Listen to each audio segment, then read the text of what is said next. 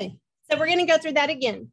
To create a page, you're in your course, add materials, add page, and you can do pretty much anything you want to do in here. You can even embed different things. But to do what I did with Epic Books, go to the little insert content icon. It's a square with an arrow. Click on the drop down, insert, attach file. If you want to link something to that file, you click on the image, go get the link that you want.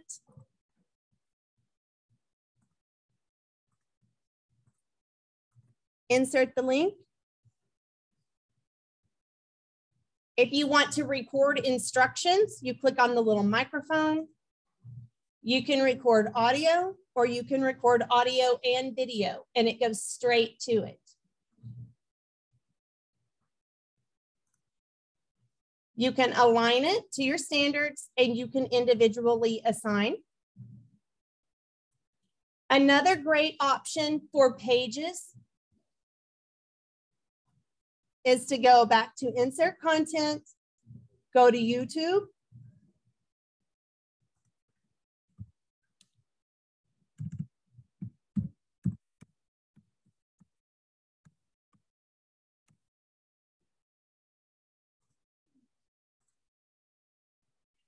You select your video, import. You want to import as embed.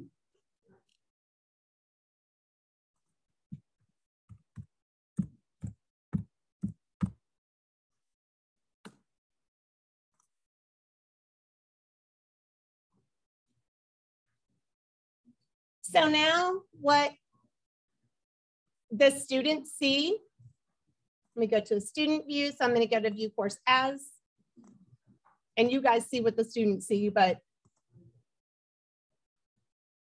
this is what they see. If I know that I am going to teach this again next October, I want to save this into my resources. To do that, from the materials page, you click on the gear, the drop down, and then save to resources. And then it's going to ask you where you want it to go. And so then you just click save copy. We're going to get into resources and groups later, but I don't think Trusty's with us. So very quickly, I want to show this, and we can talk more about this because you're going to want this for your PLC process. When you click on resources, these are yours. So if you want to set up folders, these aren't shared with anyone. If you want to set up folders based on units or based on months, however you organize your learning materials, I would go ahead and make resources folders for those.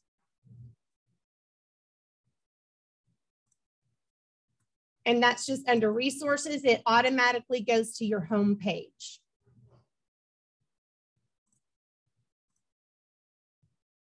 So that was making, creating a page for non-graded materials.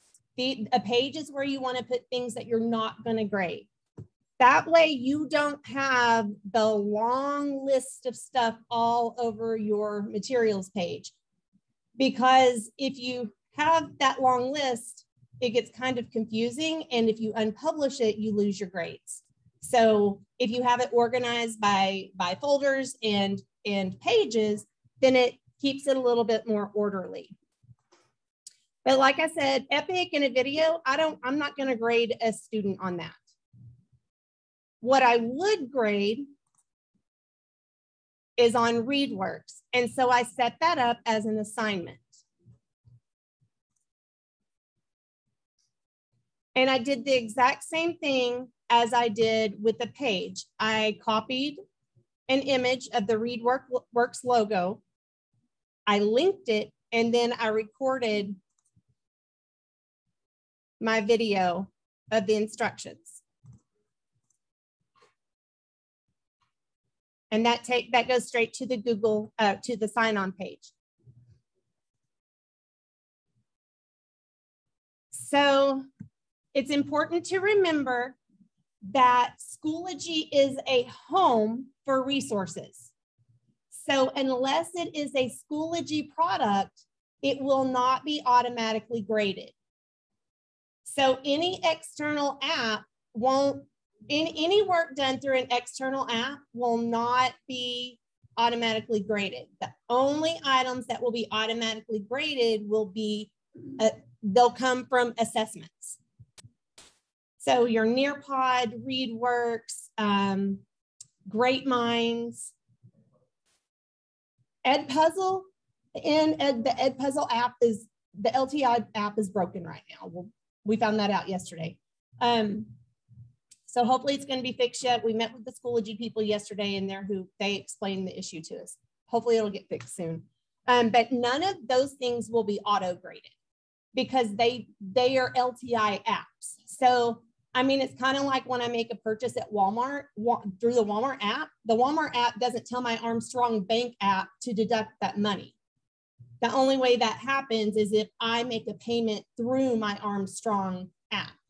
So you have to go that extra step of entering your grades manually or uploading them in the grade book. For ReadWorks, I kind of got off track there for a second.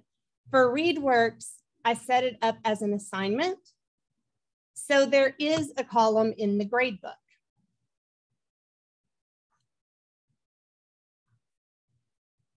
The way that I set that up, I went to add materials, add assignment, and then I filled out all of these sections.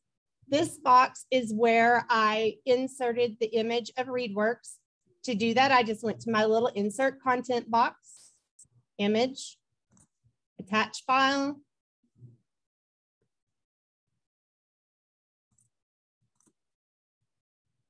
And then I linked it just like I did on the page. The only difference is that the page does not have the option for a due date, a category, a grade, or syncing to SIS. Everything else is the same.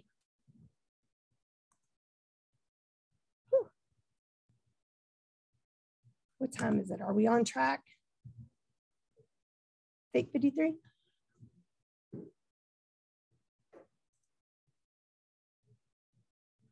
If I wanted to, I forgot to say this, if I wanted to copy this page to all of my other courses, I could do that just from the drop down and then copy to course.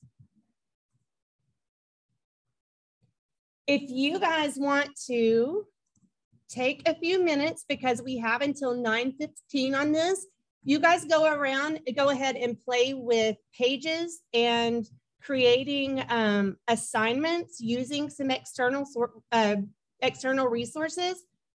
And then we'll come back with about 5 minutes at like 9:10. And if anybody has any questions, and we'll have a little bit of Q&A.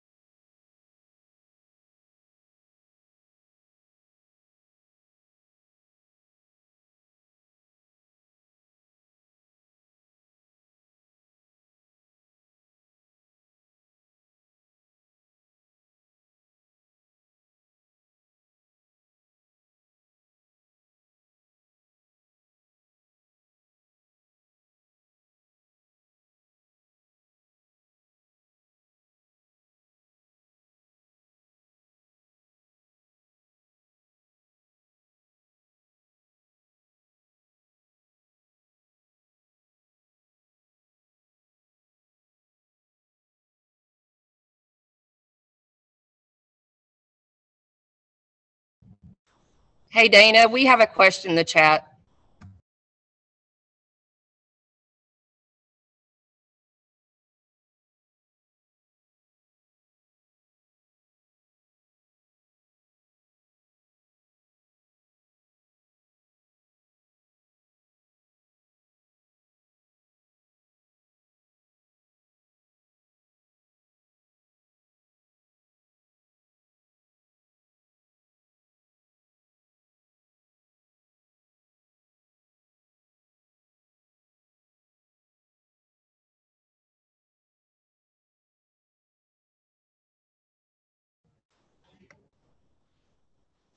Hey, Dana.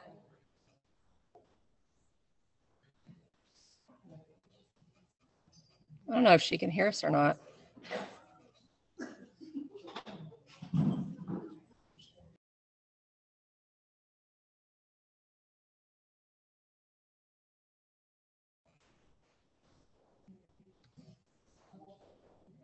Hey, Dana.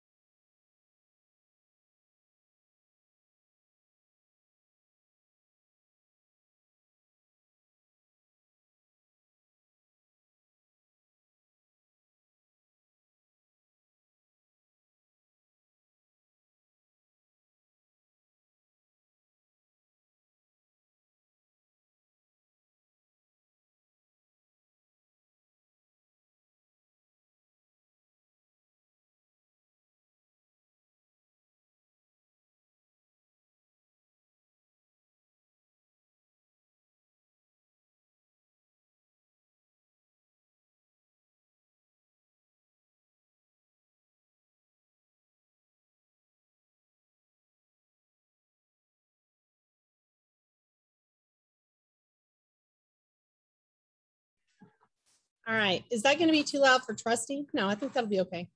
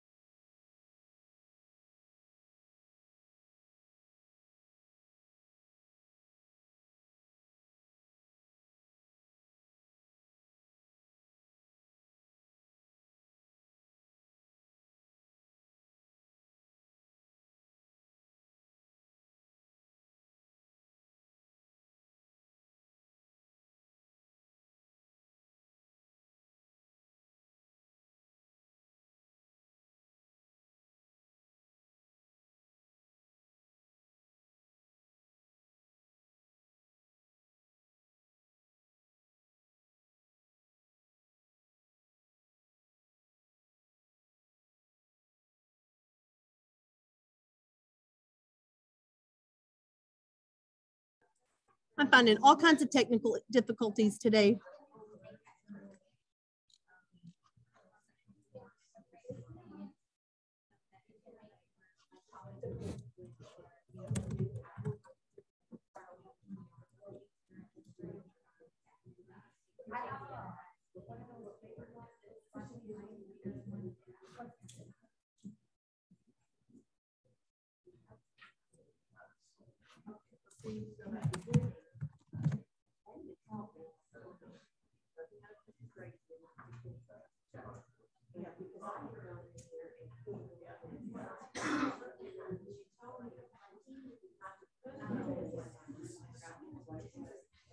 Oh, I know why.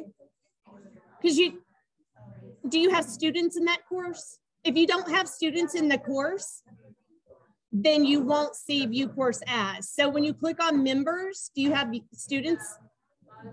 So go to one where you have students, because all of your permissions are correct. So, but if you don't have students, you don't have the option to view course as. If it,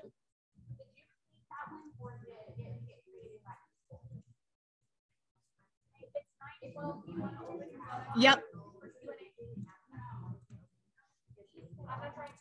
No, thank you for keeping me on track. So one of the issues that we just found was that, and this is just good information to have, if you have a parent account, because you have students who go to Fort Smith, then you have to go to Schoology.com and have your parent account. It can't be merged with your Fort Smith account, but it can be linked. The other thing is, someone was saying that they couldn't see, they didn't have the view course as. If you don't have, if it's a self-created course that doesn't have students in it, you won't have the option to view course as. You have to have students to view course as. I feel like my camera is really dirty.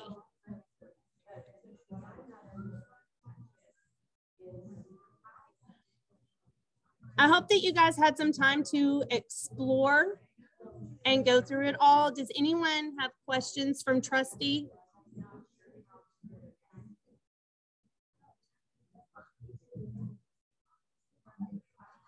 Did you guys have questions about anything that y'all were just doing? I know that Joni's, what she ran into is she has a parent account that has to be at Schoology.com, but our teacher account, they can't be merged, but you can link them, and I'm going to show you how to do that if you need to.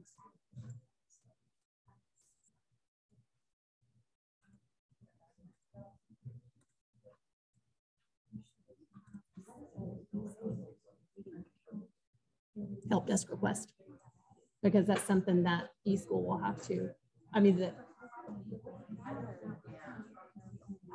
it's going to matter when an audit happens.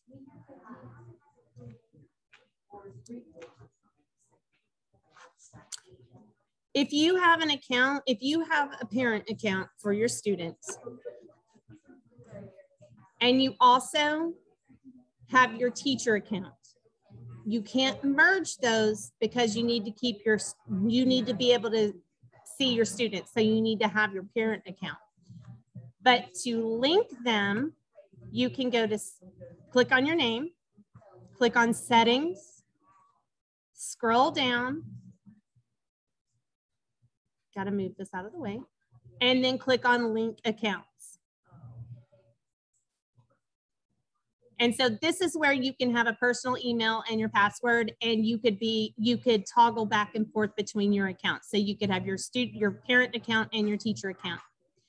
If you merge accounts, so I know that a lot of people have been having confusion because in the very beginning, we didn't have the eSchool access and everything wasn't integrated. And so when we were first, especially when we did the Virtual Tech Academy, everybody was told, hey, just use your personal email. Well, now you have 2 accounts. Well, if you don't want one of those accounts, you don't need it as a parent account, you can merge it. And so the one that you merge will be deleted. So this one for me would be that one. And I'm not going to delete that because I use it as a student a lot so I can see what I did, what I made. But if I wanted that account not to exist anymore, I could click validate account and it would go away. If you don't feel comfortable doing that, put in a help desk request and we'll do it for you.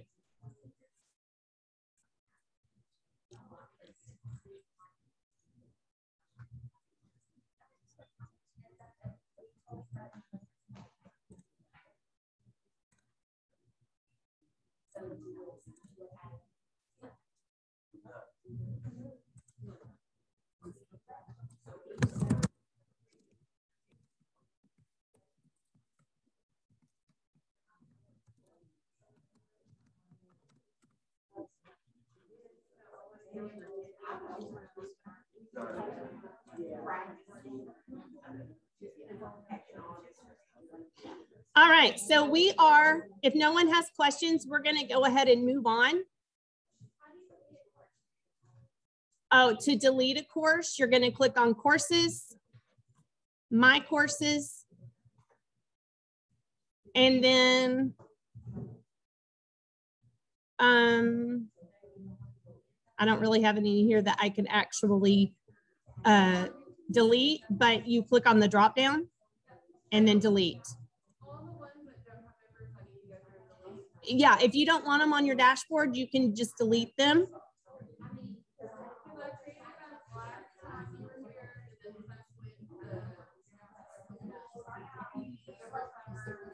Right. Yeah, if you don't want them, you can delete them. And you guys, I want to tell you that PE teachers, music teachers, and art teachers, their dashboard is 100% out of control, crazy, because they have so many classes from 2 different schools. And so they can't even see all of their course cards. They have to go to my courses and then they have to see all of it here. And their list of courses goes on and on and on and on and on. To give grades, they have to go into each and every one of those grade books. Yeah, so we are working on a better way to do that. So now we're going to focus on assessments. Schoology calls it assessments. I call it, this is where your CSAs and your CFAs are going to come from. And we're going to talk about shared assessments where you can have shared data later. When we think of assessments, our brains automatically go to a formal assessment, and that's not what this is. Assessments are the only thing that are auto-graded by Schoology. I'm going to repeat that. Assessments are the only thing that are auto-graded by Schoology. They are the only thing that will automatically go into your gradebook. So if you want your spelling tests graded, or if you want your math problems graded, or you want something like that auto-graded, you need to do it in an assessment. I have an assessment here. It's called 90s Pop Culture. There's only 5 questions. I would like for you guys to go ahead and take that assessment.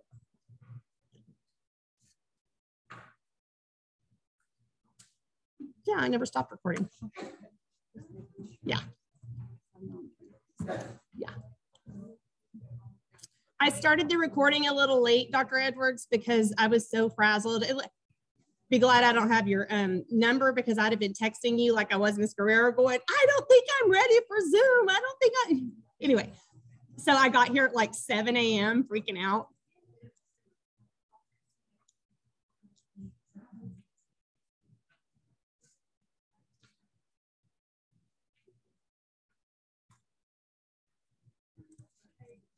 Yes, oh, you know what? Because I probably did the exact same thing. I let it default. When I set up this assessment, I didn't change the submissions to enable. Okay, now if you refresh your page, you'll be able to take it. If you set up an assessment, you have the option to keep it disabled until you want it to open for students. And I failed to go in and enable it.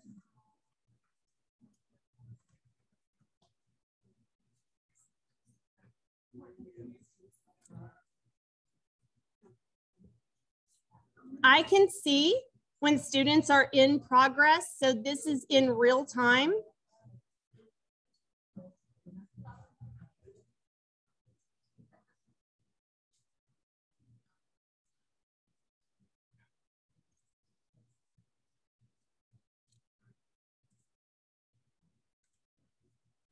I can see who has not submitted yet, and I can see all members.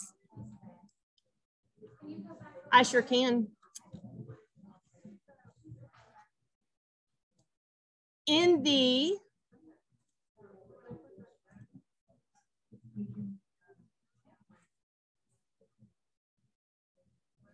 we are in the 9:15 to 10:15 assignments, assessments, and apps. Just click on it. Click on assessments, and then you'll see 90s pop culture.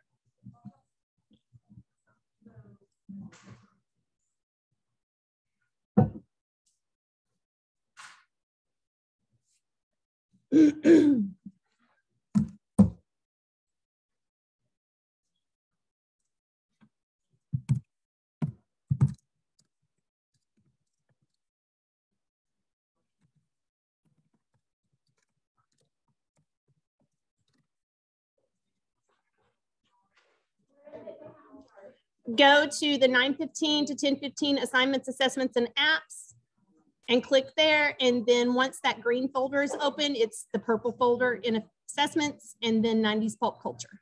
90s pop culture.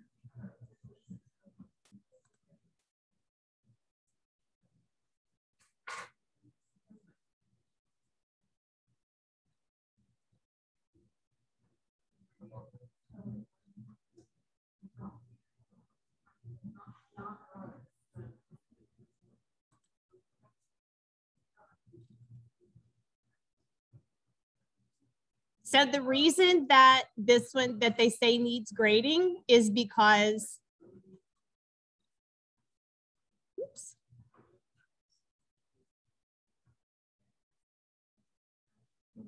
I had a constructed response and I had a rubric to go with it.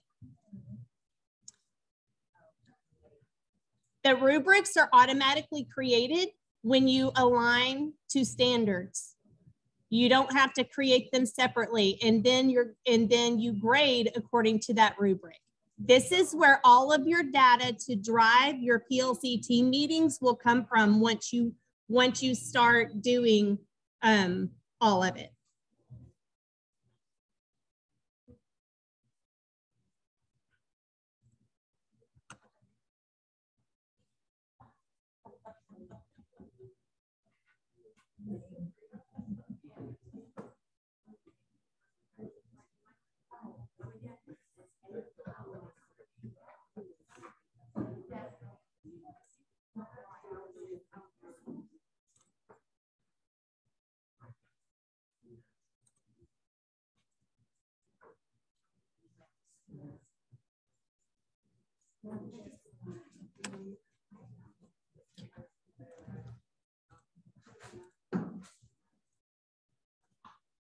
I'm in the grading portion of this assessment, and I'm looking at a short answer essay. When I'm grading it, I can click on the rubric, and then I just click on the rubric on the parts, and then save.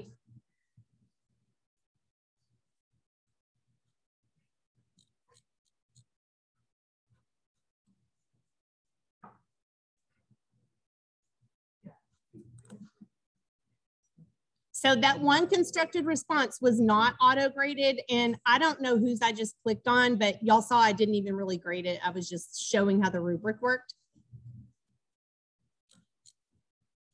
When you have a rubric attached, it's super fast. So needs grading.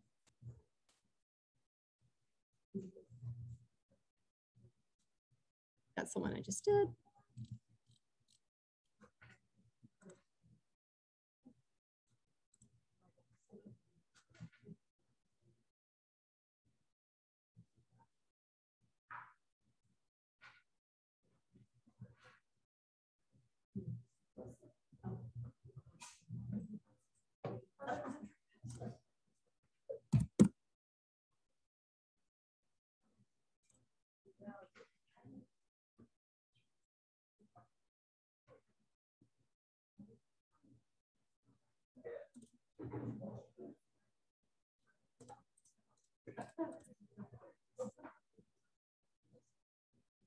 The beauty about assessments, let's pretend like Jordan needs to improve on expand, combine, and reduce sentences for meaning.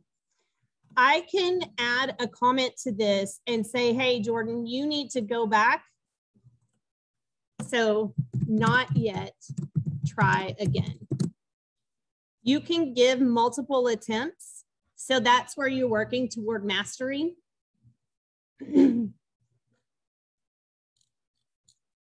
And I can do the same on this one. Not yet. I can even put a little picture in here if I want to.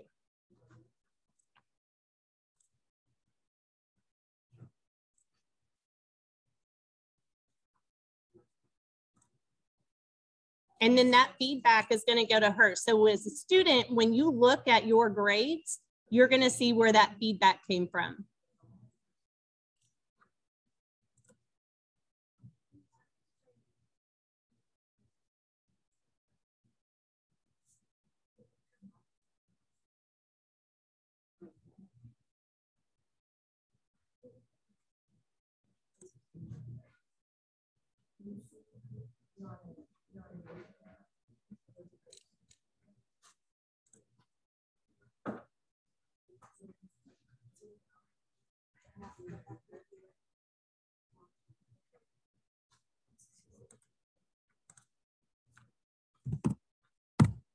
Even though I have a rubric, I do still have to put that score in there. I have to click on edit and then put the score in. Where this matters,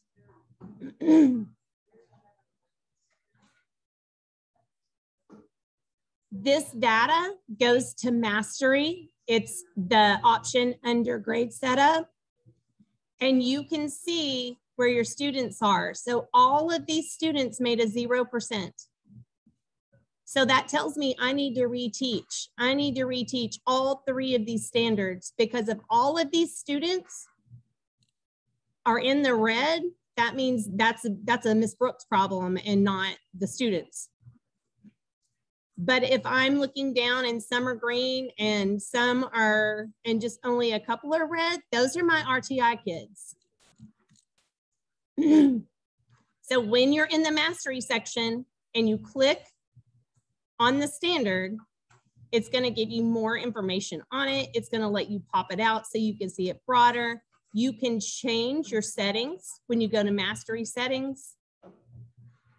This one is meets expectations, exceeds expectations. So this is going to be your goals. What are your common goals?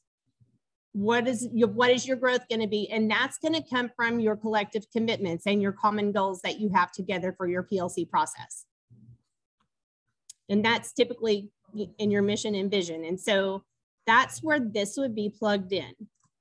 I'm going to go through that again because I know I went kind of fast.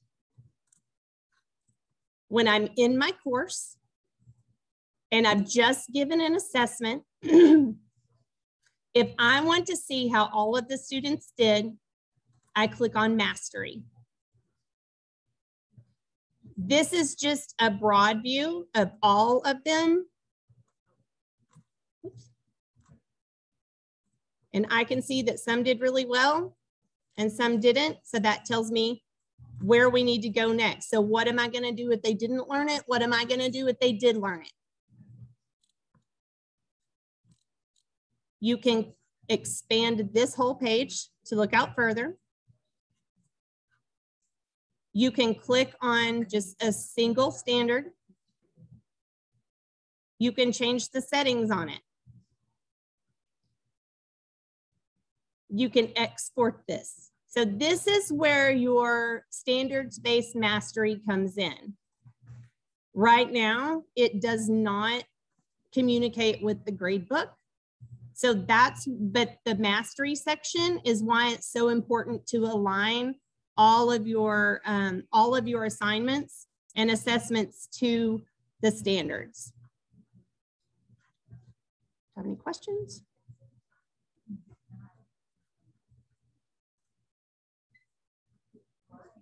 I want to show you how to make an assessment And I want to say this, you guys do not use add test quiz. They're in the process. That's the old option for assessments, and Schoology is in the process of converting all of the test quiz materials to assessments. So just create everything in assessments. It starts on this box. You have to give it your due date.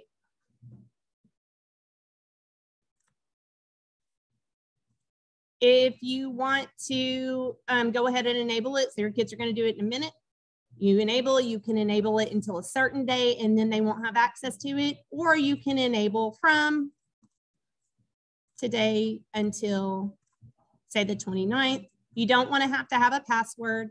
You have to have a category that eSchool recognizes. And then you want to, oops. Oh, we're not going to align to standards here. I do want to turn on my statistics, and then you click create. And so where I'm at right now is creating an assessment.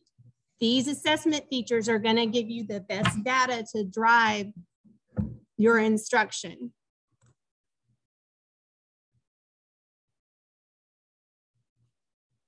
This is where your settings are.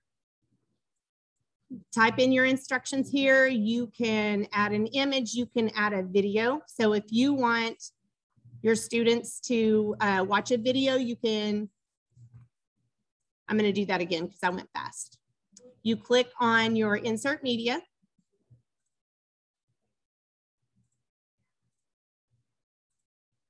So you can link. I usually put my videos in Arkansas Digital Sandbox because just in case something gets blocked. But this is where you can link any of your media. You can also put images in here.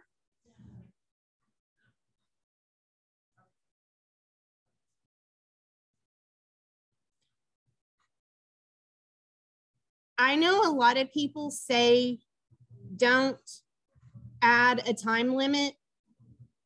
And I agree with that a lot of the times, but also I know that we have to prepare our students who don't have extended time modifications for being able to take a test on a time limit. So occasionally, you know, giving them a larger amount of time and then decreasing that time just as part of test prep to prepare them for that pressure. I don't think, I mean, it's research says it's okay to do that. I just wouldn't do it every single time.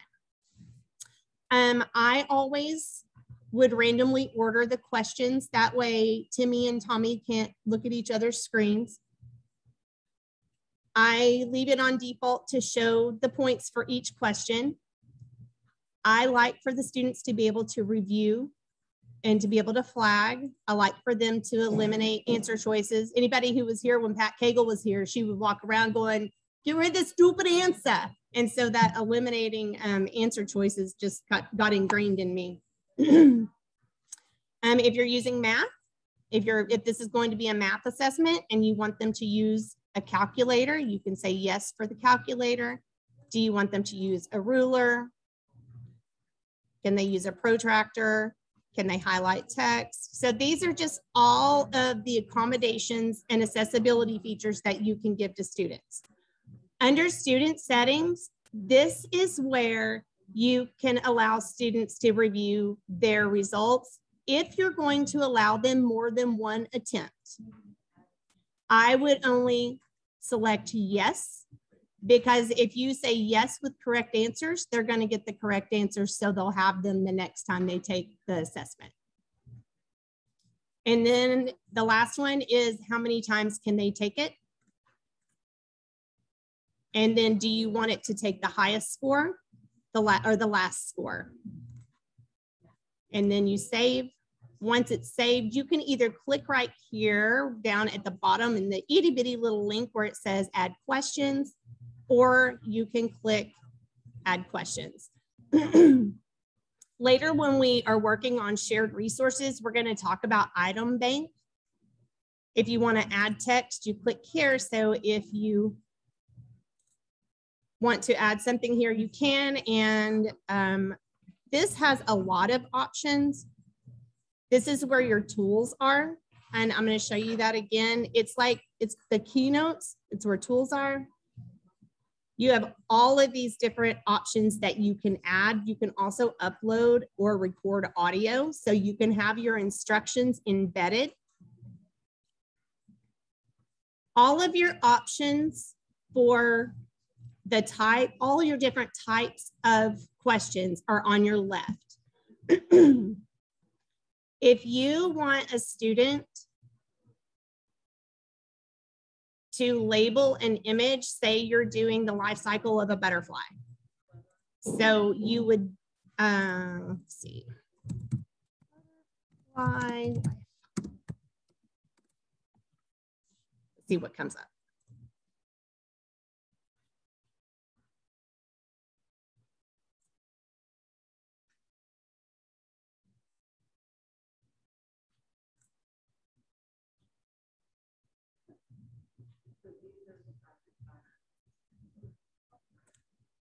I wonder if I can copy it in there.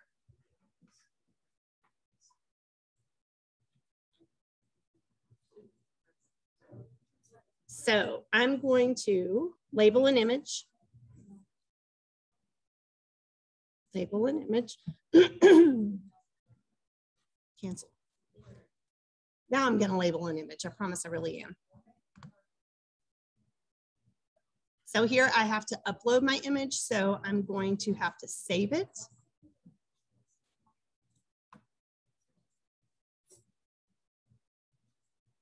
I can drag my image here. Well, I thought I could. Now I can drag my image here and it uploads it. You can change the size under more options.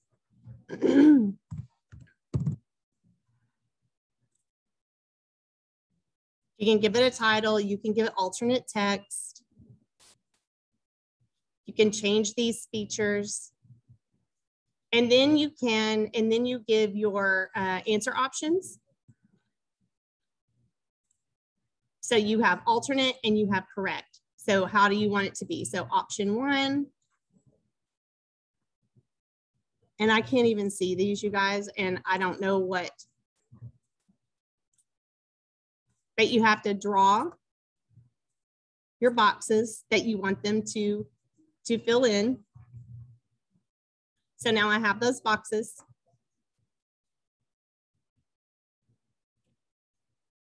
And where are, oh, so I have to do the correct answer setup.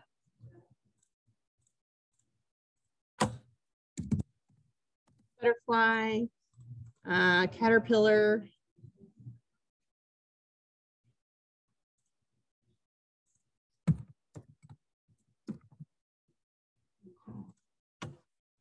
What's it called? Cocoon, but it's called something else. Y'all do better. What? How do you spell it?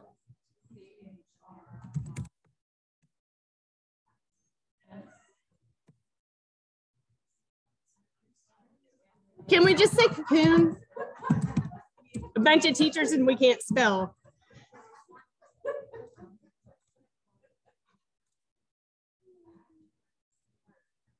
What is it when they're like, we're just gonna say egg for the ease of it. I need to go back to kindergarten.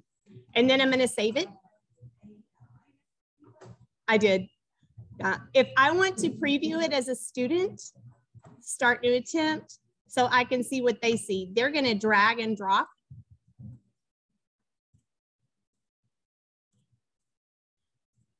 When you have them doing this, not only are they meeting whatever standard it is, but they are also practicing their computer science skills that Arkansas students are required to have. And then because I set this up in a Schoology assessment, it's graded for me. It's going to grade it right here. And these are out of order. So I would have to fix that if I were really doing it, but it's going to grade it. And so it will go automatically to the grade book. And then when I add learning objectives to it, it's also going to show me mastery or if a student needs to be have some interventions. You want to go to academic standards, not curriculum framework. Science.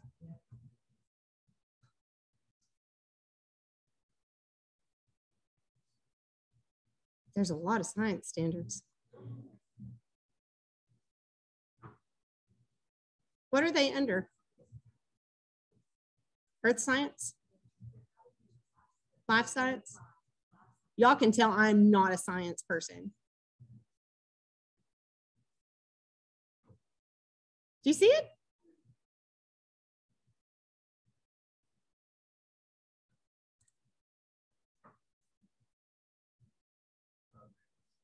Oh, here we go. One of the things that we are working on when this essential standards are done is we're putting them in. So every teacher in the district will have an essential standards database so that you won't have to go searching through all of the standards like this, because as you just saw, they're kind of hidden. So you're aligning the standards with each question. I am aligning, and I'm just going to put that in there for time's sake. There's a lot of science standards. I never realized that. Yeah, I am aligning it. So that way I can see if the student has mastered that standard or not. And I have my settings set up to where they can have multiple attempts. I don't want them to do, multiple on their own, but I want to give feedback, and then I want them to go back and correct and work toward mastery.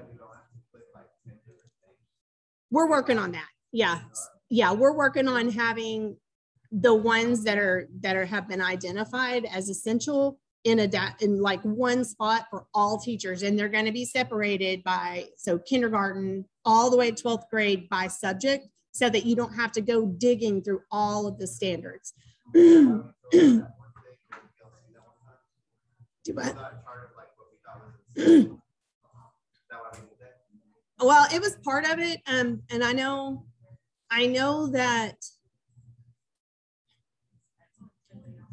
I'm being recorded here. I know that when the new curriculum came, it didn't align with the essential standards, and so that's being reviewed. And I don't know what's going on after that. I just know that it is being reviewed, and I'm not part of that decision-making process. So I'm just waiting for them to tell me my next step. Yeah. All right. So you guys, if y'all want to take a minute and create an assessment. If you're in the elementary experience, your assessment is going to look the same on your end, but it's going to be different on their end. So if you create an assessment, let me change to the elementary experience.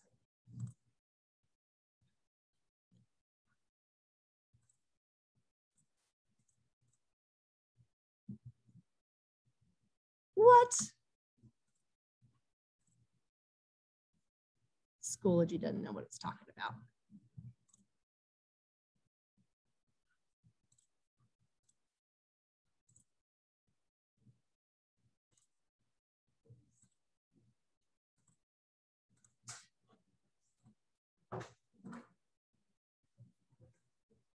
So now this is what mine would look like in the elementary experience.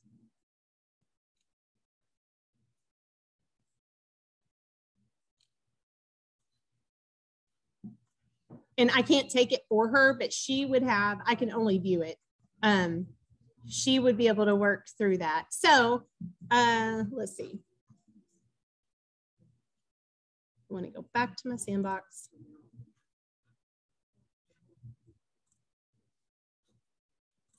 If you're in the elementary experience, you can change this image.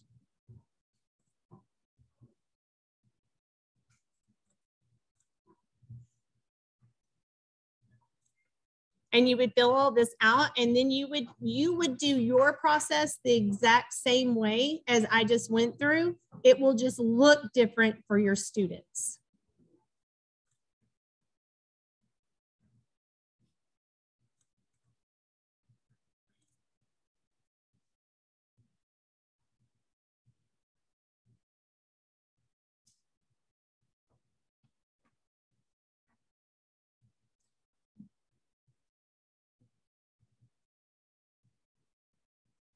actually, I'm kind of afraid that I'm going to end up running into your 10-15 plan and process.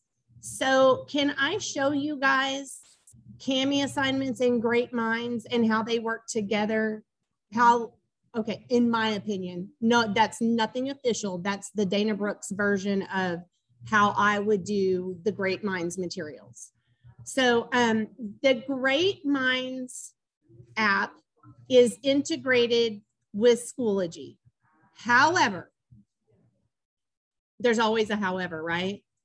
However, you cannot assign a Great Minds, or I can't, for y'all to see, but playing with, because I'm not a teacher, but playing with it, what I've discovered is if I go into Great Minds and I find the work that I want them to do and then assign it as a CAMI assignment,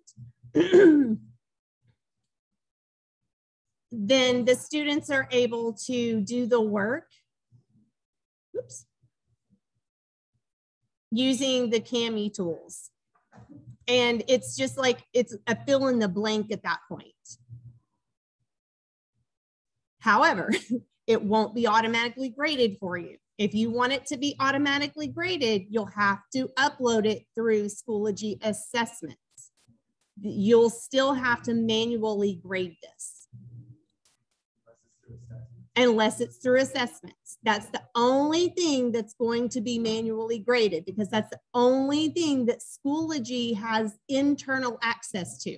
They don't have internal access to other apps that they don't own. It's just a place for them to all hang out together. So we would have to recreate this on assessment and just upload it. No, you would be able to upload it. Then why wouldn't we just always do it for assessment? Great question.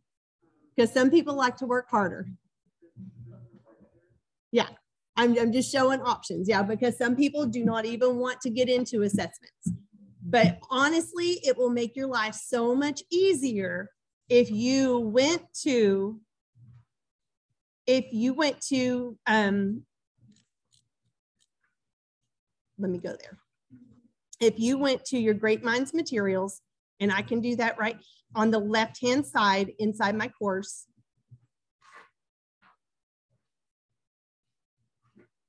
The problem is that you can't upload a PDF into an assessment. You have to turn it into an image, so a JPEG or a PNG file.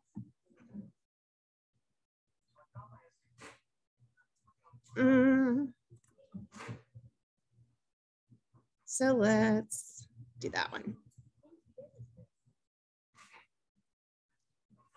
So I'm going to want to download this. It's a PDF.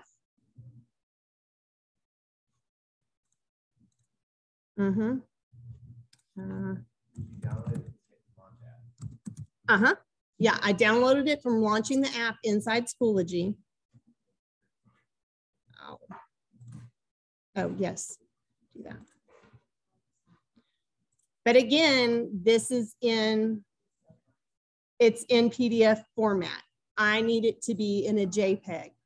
The easiest way to do that, or in an image, the easiest way I found to do that and to make it work is to click the print button, snip and sketch, and then I'm going to turn this into an image. I'm going to save it.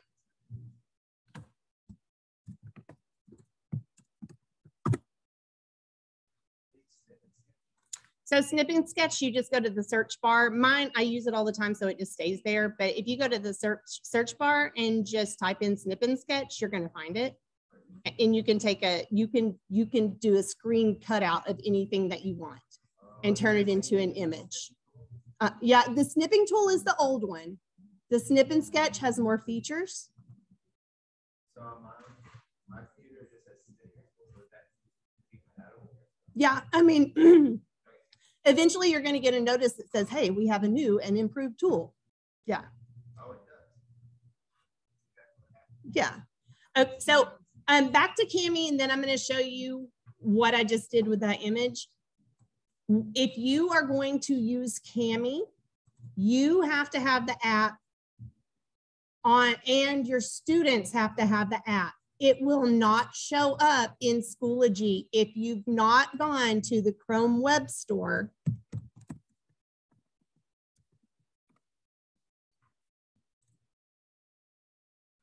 and gotten the Kami app. And that's for your students also. So you would need to get this extension out to them. Is that a paid extension? No, it's the free one. Yeah. So if you're going to use the Kami app inside Schoology, you have to have the extension and your students have to have the extension. And all that does is it allows them to write and type on a PDF. It allows them to modify a PDF. But again, it won't be graded for you. If you want to have the Great Minds PDFs graded for you, you'll need to do that through assessments. The way to do it through assessments is you would go to Add Materials, Add Assessment, and I'm going to go back to the one I've already created so I don't have to go back through all the settings. And I'm going to edit. No, I'm not going to edit there. I've got to open it and then edit it.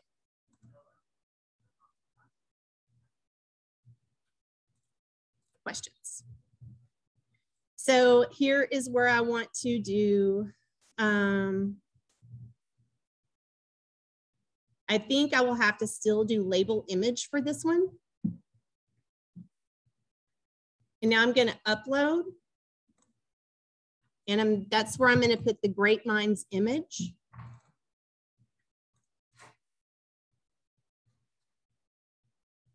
And so this is what the students will see. If it's not big enough, you can change it in more options. So if you want it,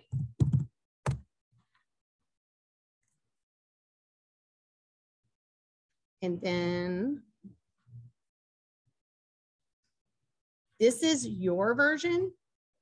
So then all you have to do is set up your correct responses. So draw.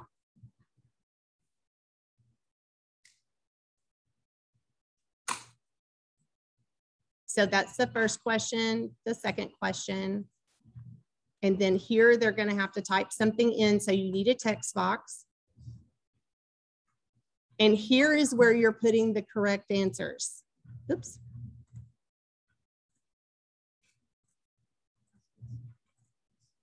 So let's say it was 4, 12, 32, and then save. So that's how that would be graded for you. All of this is being recorded, and I'll share the recording with everyone so that you'll have it to go back to it. But again, all I did on that one was I uploaded the JPEG into an assessment that is label and image. And then I clicked on draw and resize. And that's where I put the fields where they need to, where the students need to answer the questions. And then you scroll down, scroll down, scroll down. When they do it, they'll drag the answers. And if they get the answers in the correct place, then it'll be graded correct. If they don't, then it'll be counted wrong. You can align to learning objectives all the way down at the bottom.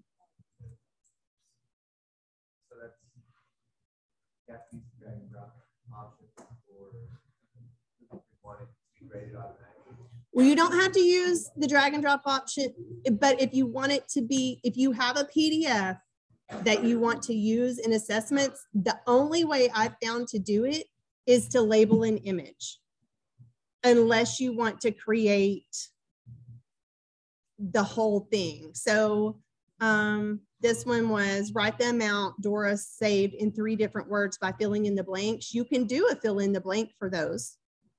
And you would do it from fill in the blank text, fill in the blank drop down, fill in the blank drag and drop. You know, you have all kinds of options. The thing is that if you're just wanting to have an image and upload it without having to type all of it in, you would have to use the label and image.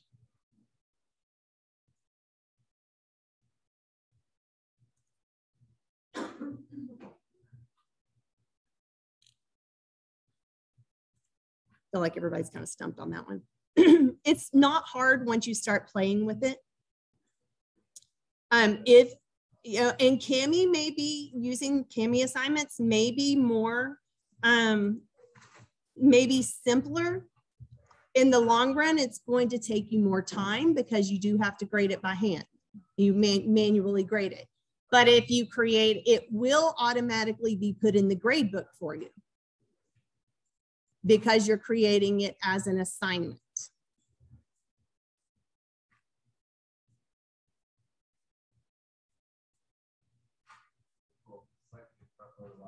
And we're going to have time for you guys to process all of this. I built all that in. Nearpod. If you want to use a Nearpod assignment, the first thing that you have to do is make sure you're connected to the Nearpod app by clicking it on the left-hand side inside your course. And if you're not connected, it will guide you through that. This is not how you create the assignment for the students, though. To do that, you need to be in materials, add material, and then on the right-hand side, you'll see where it says Nearpod. That's where you're going to create your Nearpod assignment, but the Nearpod has to be created in Nearpod. You cannot create your Nearpod inside Schoology. The only thing you can do from Schoology is assign it to students. So to create the Nearpod, you have to be inside Nearpod. To assign the Nearpod, you can do it from Schoology. And to make it an assignment, you go to Add Material, Add Assignment. Wrong, Dana Brooks. Try that again. Add Material. And then over on the right-hand side, click on Nearpod.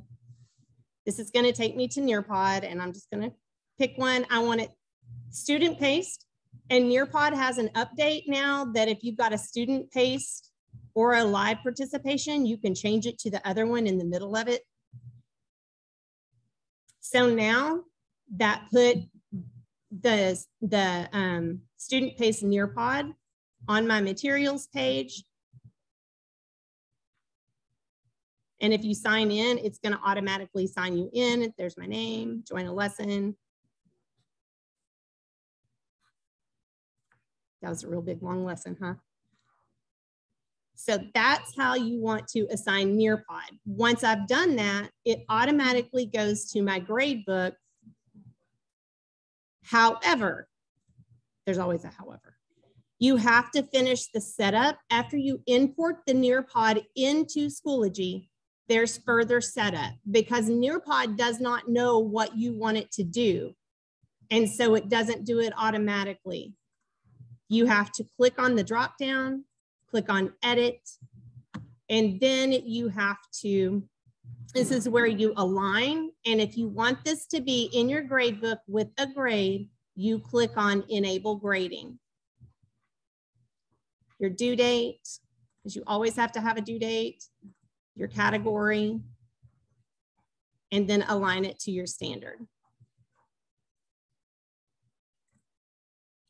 And I'm just going to grab one so I'm not searching forever. That's a rabbit hole that I kind of go down. Yes.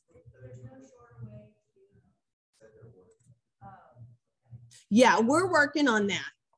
But we haven't had, there is a way for us to upload the essential standards, but we have not gotten the go ahead from those who give the go ahead. Thank you. All right, so now that I have done that second step in Nearpod, it is a grading category in my grade book. Also remember in your grade book, if there's ever anything that you see on the Nearpod one, I didn't give it a points value, so I need to edit that.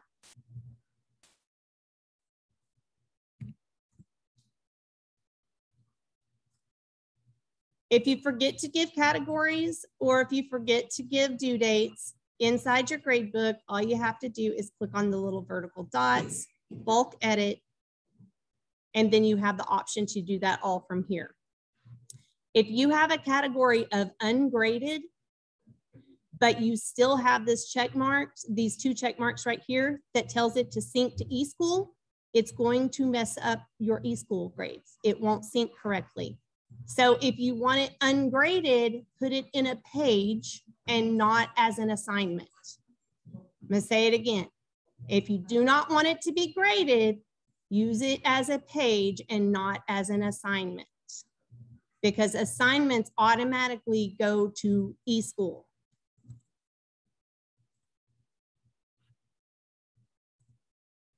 Okay. What's my last thing that I wanted to talk about this? I feel like I've done a lot of talking.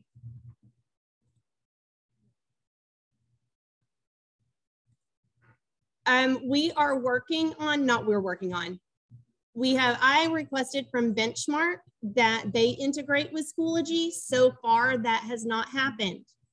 However, what they've said is that what Schoology said was that Clever is going to integrate with Schoology, but that hasn't happened yet.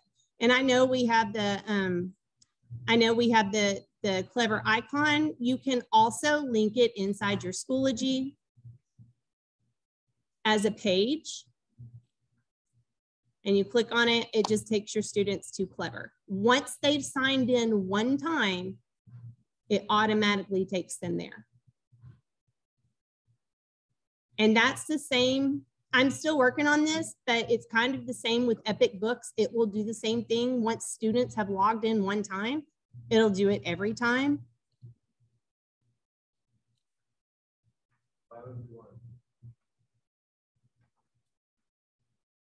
Well, I mean, it's a safety feature for one thing, because especially the little kids, you know, I mean, like they're clicking all over the place. There's no telling where they may end up going. But if you have everything inside Schoology, you're keeping them safe by keeping them in one environment. So they're not all over the place.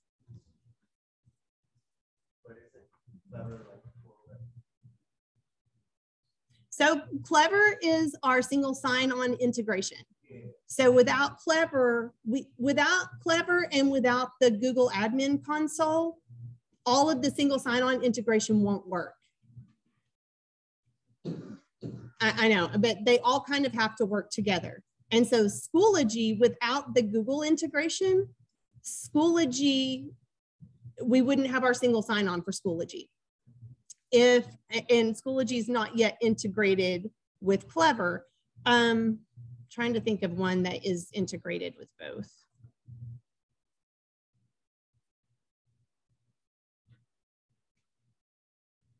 Sometimes, you know, you'll see sign in with Clever or sign in with Google. Those places have dual integration. Yeah. I've got like a couple minutes until you guys have your time to just plan and process and like dive in. I want to talk to you about Zern. Please use it. Please use it. Take the time to read about it. Everything is laid out for you, and all of those worksheets inside Great Minds are interactive learning activities in Zern, and the district paid for it. But you guys, the district's not going to pay for stuff that we're not going to use. That's why we lost MobyMax and Accelerated Reader. And I mean, that's because nobody uses them. And then the district sends out a survey, hey, do you use this? And nobody responds. And so they go, well, nobody uses it, we're not going to pay for it.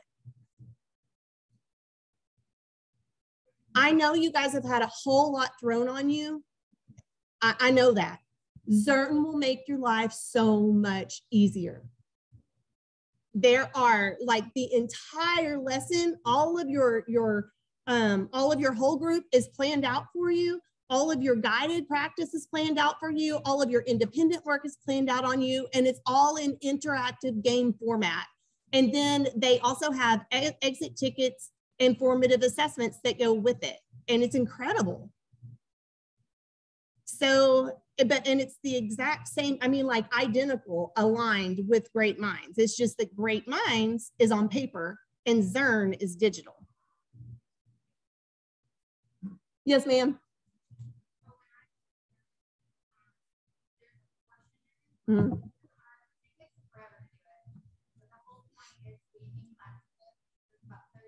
Mhm.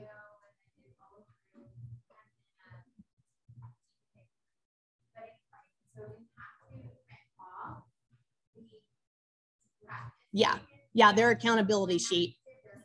Yeah.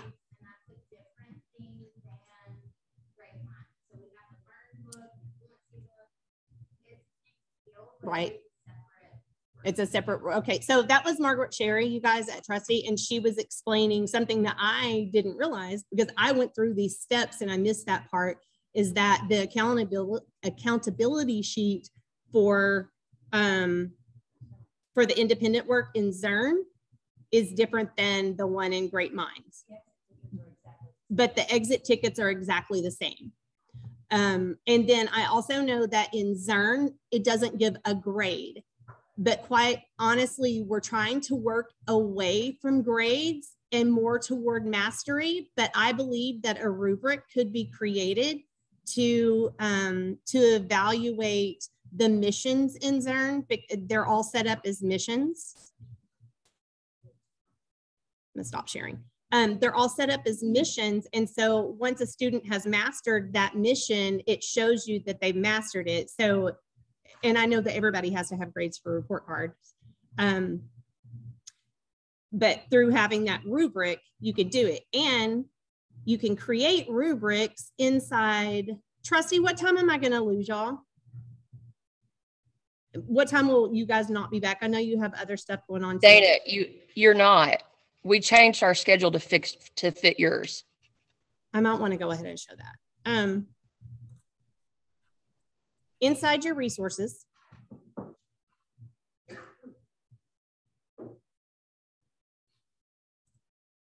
so when you click on resources and then you click on add resource, you can go down to add a rubric. You can add your criteria, but right here is where you add your learning objectives, and it all goes into it. So your missions, so say it's place value, whatever your standards are that go with place value that align with those missions, you can create a rubric for, and that's going to give you your grading system and your grading scale. They're going to stay with us the whole day. They're going to follow our. Oh, yay. I'm glad I didn't flop and y'all didn't run out on me. I got like all sweaty in my armpits and everything. So yeah, when you do your learning objectives, academic standards. Oh, we're in math, Dana.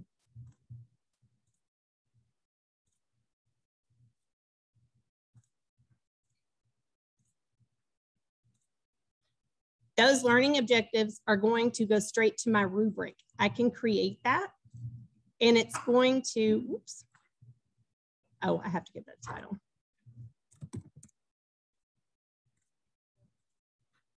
Oh, go away. I don't want this third one. Okay. Now I can create that. When I'm creating an assessment, I can upload this from my resources, the rubric that I just created. So I go back into my course.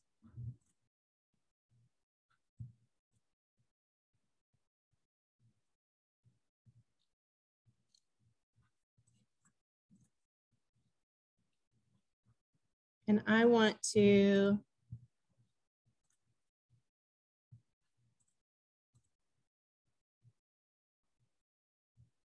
oh, I clicked on the wrong thing. I'm sorry, you guys. That's the item bank. That's when you are creating like question banks for like CSAs and CFAs. So I'm creating multiple choice. And if I scroll all the way down,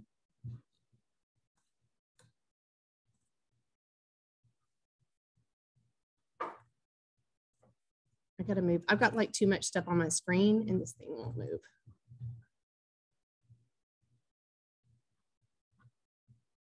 Go up, thank you.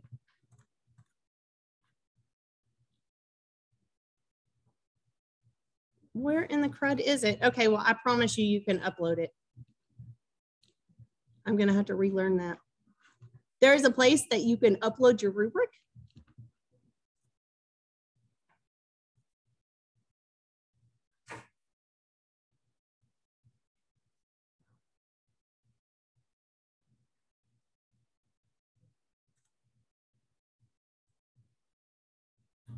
Yeah, there it is. I knew I could get it in there. So I can have my rubric there, and that is what they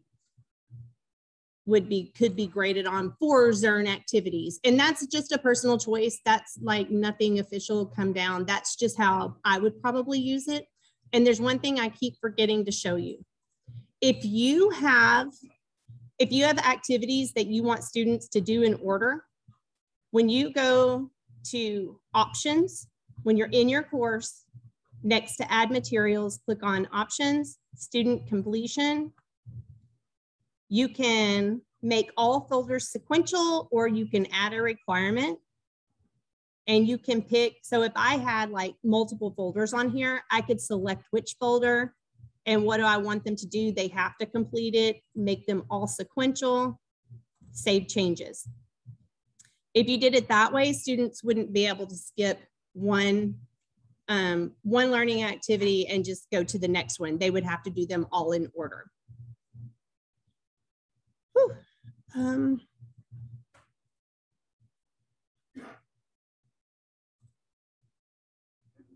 I think that is everything for the 9:15 to 10:15.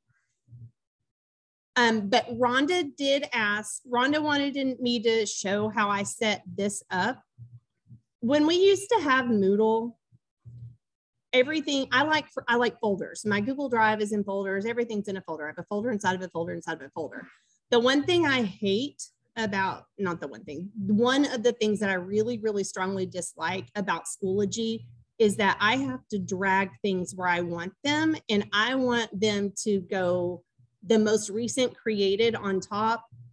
It doesn't do that unless you use one of the assignment apps. So Google Assignments or Nearpod, any of the Google or the app assignments will go to the top. I don't know why, it's just how it is. So I have to drag things. I also can't hide things, and I want to be able to, I want that eyeball so I can hide it when I don't want them to see it, but that's not an option yet either. I have requested it. You have a question? They want to know how they would go back again and see the student view. Student view, you go to course options, view course as, and then you select a student. When you're finished looking at student view, you just click on exit.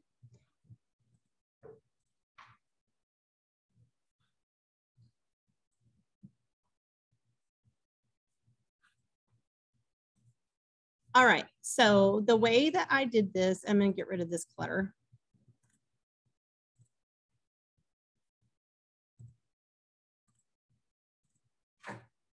I started with add materials, add folder. Oh, I'm going to go back to secondary in my settings because some of the features don't work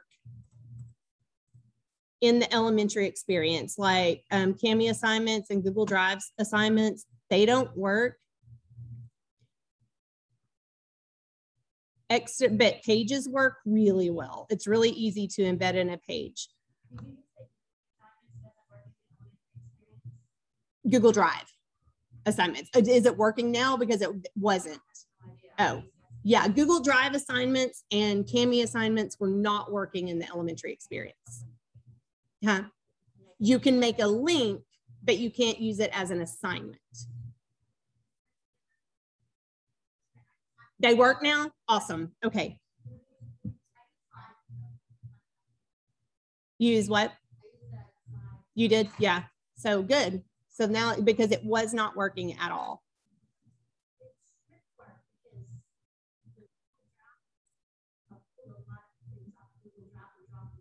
Mm-hmm.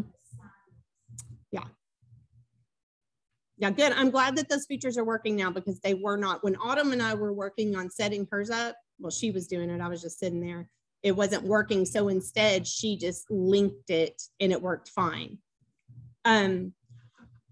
So for this, I started with a folder, and then I created my agenda in Canva. If you guys don't have your free pro Canva account and you like to create things, teachers get a pro account for free. You just have to prove that you're a teacher. And then you have all those features. So my agenda, I created in Canva and downloaded it as a GIF. I don't know what's the appropriate way. And then I uploaded it as a page.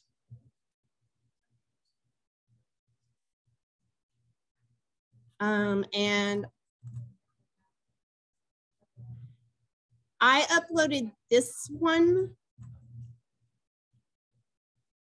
I don't remember if I uploaded it from insert content or if I uploaded it from file. I think because it had movement, it had animation, I uploaded it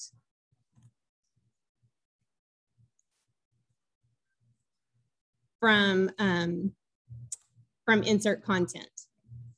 You can also upload you can also upload a file from the bottom left-hand corner, and then you just change the display to what you want it to be. Do you want it to display in line, or do you want it to display on a new page? And you just play around with it until until you find what you want. And then my next one was just a folder. Inside this folder is where I added the timer. So you just, when you're setting up that folder, I just added the video, and I went to insert content, YouTube, and I searched for the timer, and then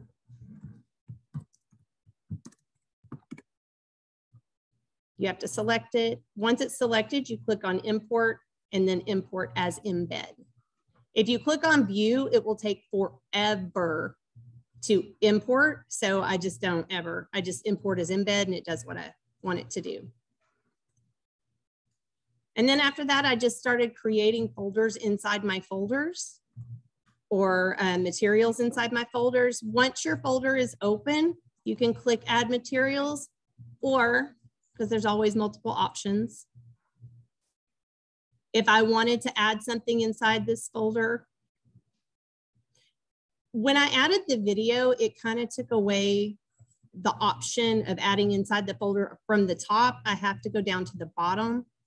And when I click on it, I can add something, but it's not going to put it in my folder. I would have to drag it. And that's just because I have this video here. But if I want to add something, it's not going to do it.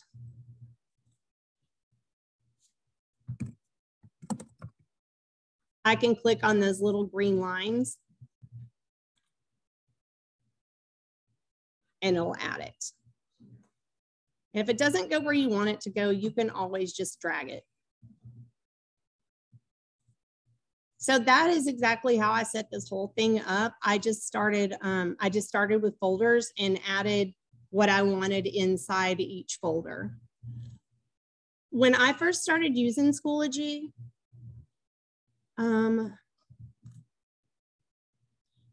these grayed out icons confused me. I thought that meant that they didn't work. And I was like, what is this? Why, you know, I mean, this is stupid. It doesn't even work. But then because I'm me, I just kind of start pushing around and messing around with stuff, and it all works. And so my favorite parts are insert content and external tools. Sometimes I can't really get them to work the way they're supposed to, but you can add external tools in there as well. You can upload from your resources. All of these, where is that? Yeah. All of the options are everywhere.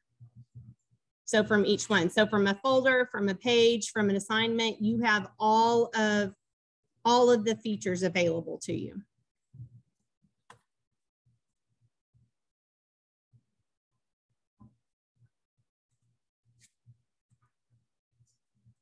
We have a question about the YouTube videos.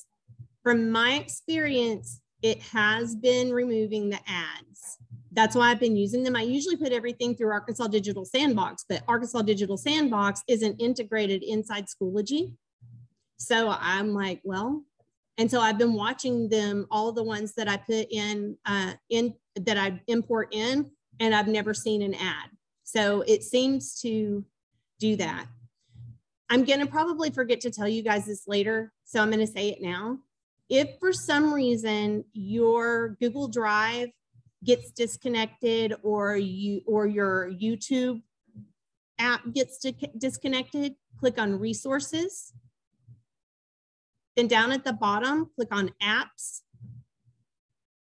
And if you've become disconnected, it's going to, when you click on Google Drive, it's going to tell you right here, reconnect. Same with YouTube. It'll tell you to reconnect. If you give your students Google Docs as assignments,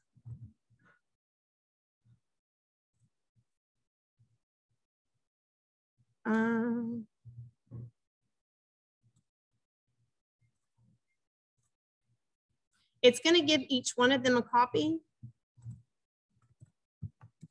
But I want to show you what some students are doing so that you'll know what to do to fix it.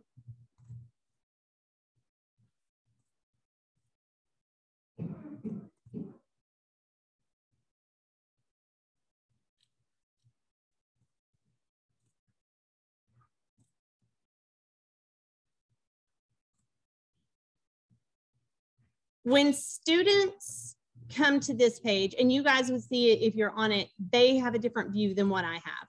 There's the assignment is, I mean, the document is supposed to show up below where it says practice, and they're supposed to be able to type inside this area.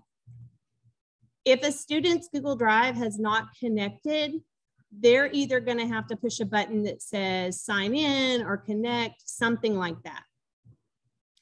On your screen, you should see the whole document. And then in the right-hand corner, you should see this little icon, and it's like the page pop out. When students click on that, it disconnects them from their Google Drive. And so they're gonna have to sign back in. All they'll have to do is go out and then back in, and it's gonna say, hey, you're signed out of your Google account, and tell them to sign back in. So, and it's only in the Google assignments or anything that came from your drive that has to go through Google that'll do that. And that's important to know because, let's see.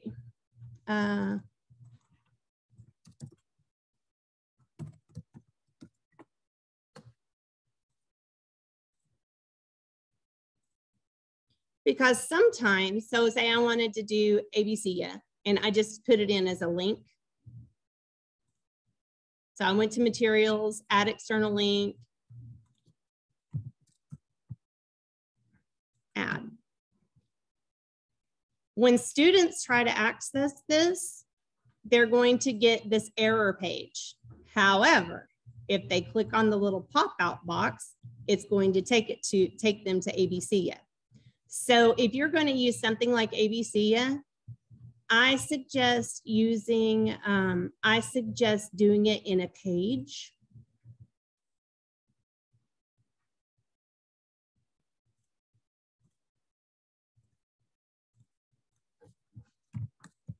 And you would just go to, you're adding the tools.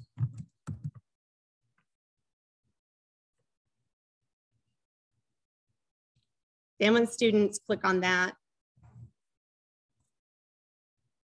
it takes them straight there.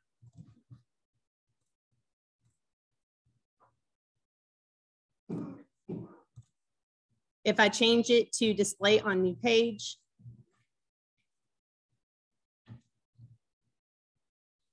if if I change it to display in line, it will show the actual link on your materials page. So they don't even have to go into the page. They don't have to open it up.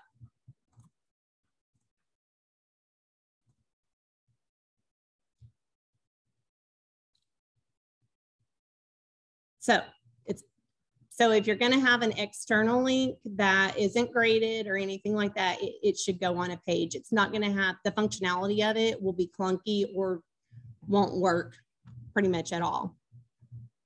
All right, I have been talking, so you guys kind of dive in, and I'm here for questions. We've got, well, I said until 10:45, but I was kind of rushing that, and I've kind of combined some things. So let's go until 11. So if you guys need a break, if you want to dive in and start creating some assessments, we will start at. Also, you got a question? While they're waiting, does it remove the ads when it's inside Schoology? Oh, I answered it. Yeah, I just didn't put it in writing. Okay. Yeah. Sorry. No, it's okay. So let's at 11 start working on groups and shared resources. This is kind of where your meat and potatoes of your PLC teamwork is going to come in. But I feel like I've thrown a lot at you and you need some time to dig in and digest it. And I've pretty much already covered gradebook alignment and data, so we're ahead of schedule.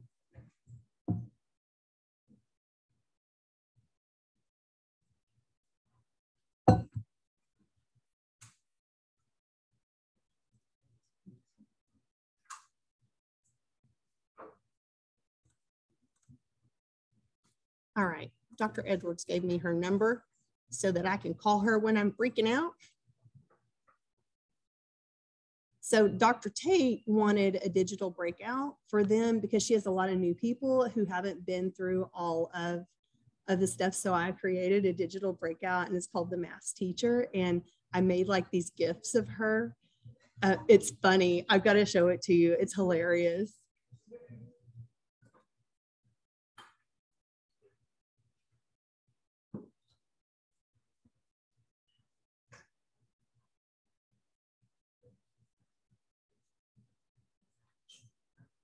What'd you do? Make sure my chin looked good. Create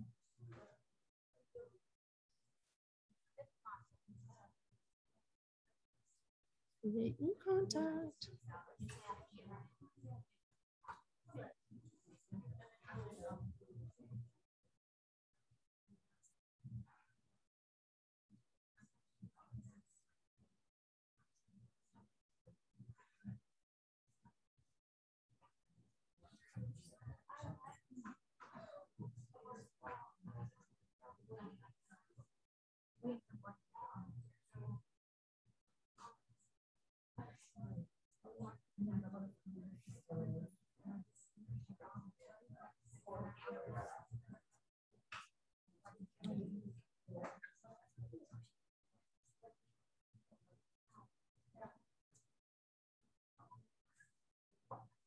Oops.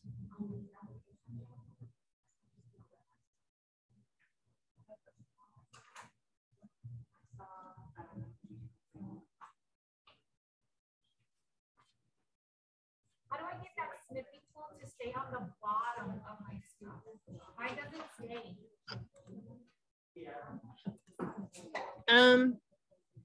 You can pin it to your taskbar when you have it up, right? I have it up because I'm about to try it. But then it disappears. Yeah, I want it to be there forever. Oh yeah, you can just, well, you can pin it to your taskbar when you right click and then it just stays there.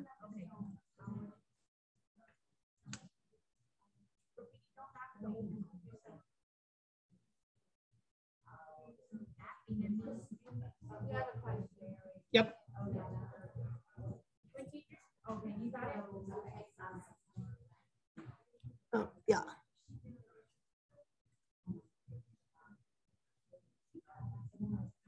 Okay, I got it now. And the question that you just asked is what is one of the things I'm going to show you when we start back up. It's just a different place that you have to go. And I mean, like it's in there. It's just, yeah.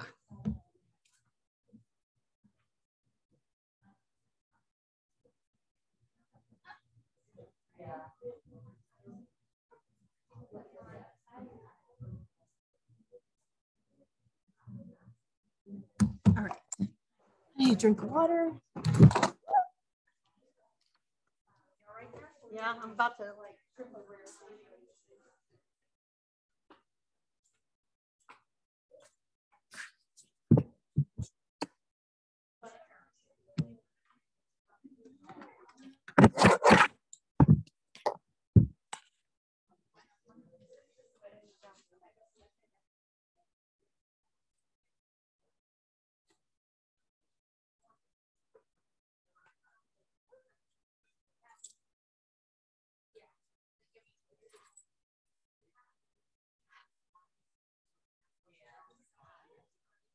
Yeah, so we'll remember this next time, this setup.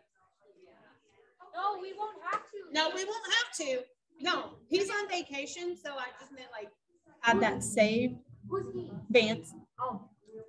He's on vacation. He's on vacation. But I'm gonna be like, dude. Hopefully it'll be fixed so we can figure out why none of the sound equipment works. Yeah.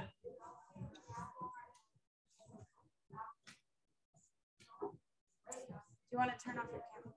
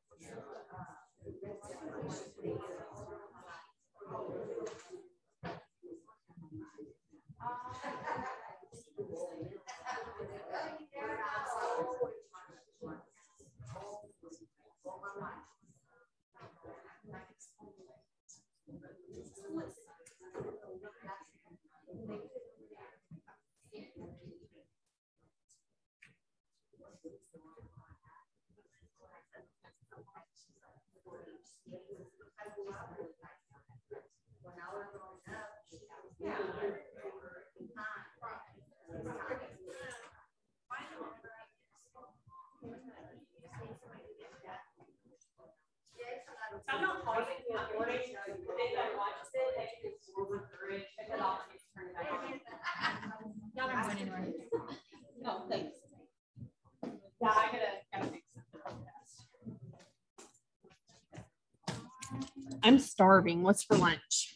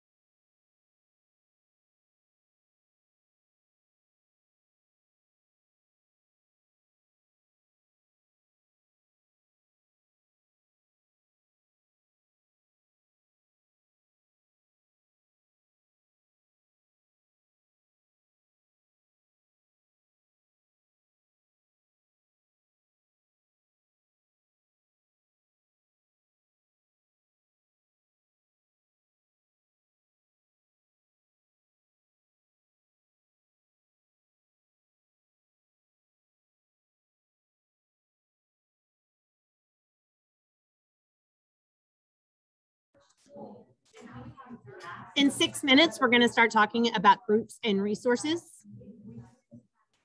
This is your 6-minute warning.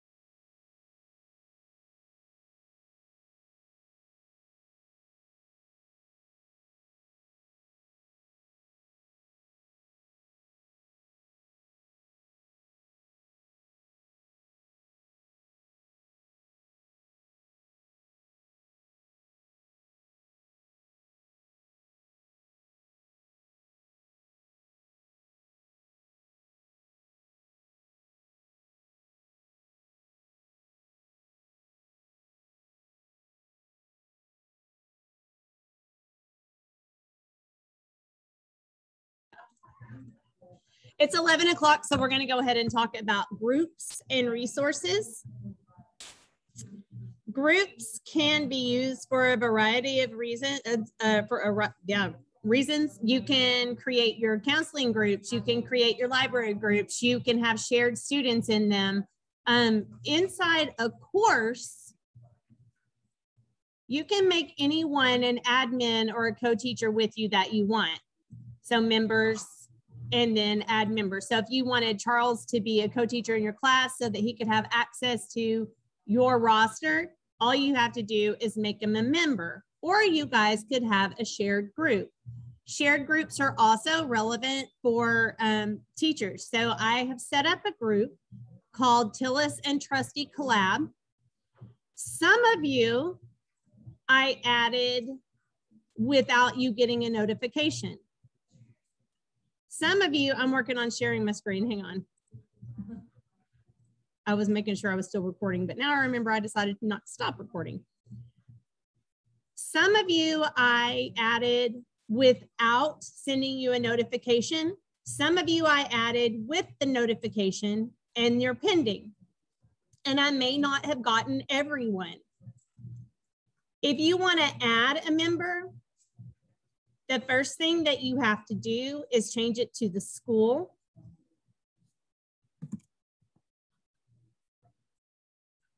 And I'm going to use Miss Kinslow because I know she wasn't in here earlier. And I'm going to add her. And then if I click the box at the bottom where it says add members without invite, she doesn't have to approve it at that point. But for her to have full access, I have to make her an admin. So make admin. So everyone who is accepting my invite, I now have to make admin. Otherwise, you will not be able to add resources or have shared assessments.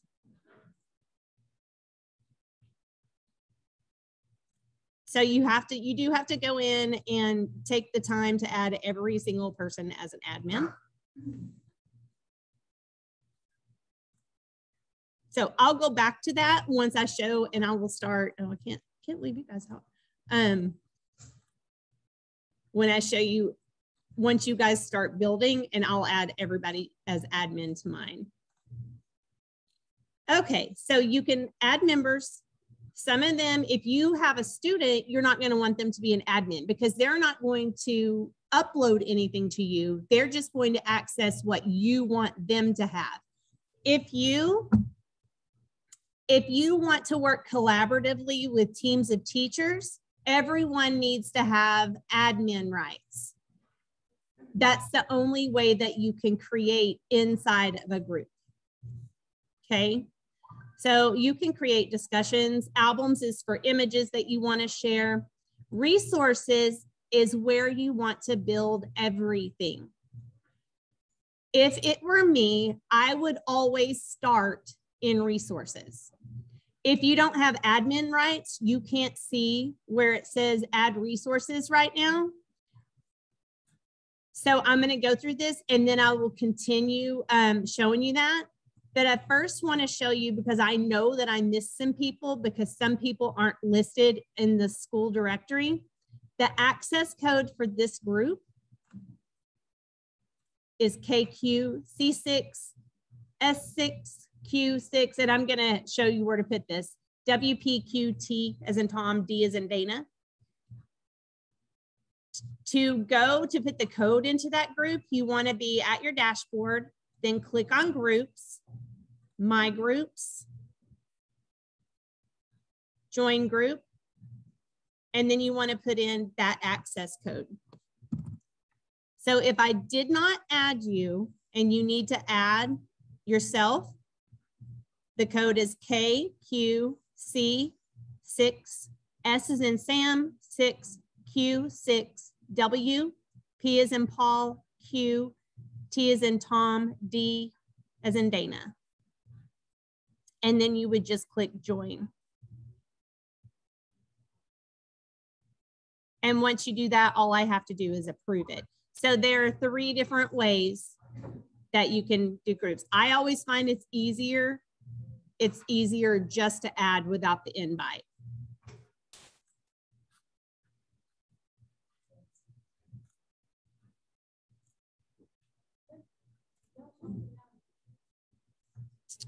Oh yeah, Hey, if you don't want notifications, you need to go into your settings and turn off notifications.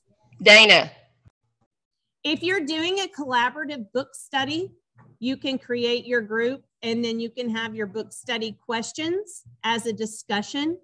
It's really, we actually, our TIS team had a summertime book study and we set it up in a group so that we could discuss it. Oh, yep, I'm waiting.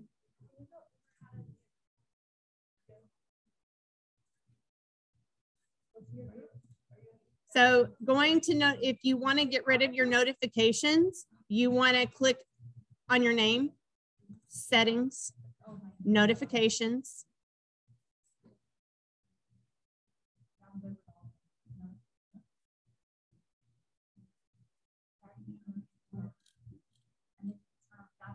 And then you turn them off. I turned all of mine off except for messages because during Virtual Tech Academy, I was getting bombarded.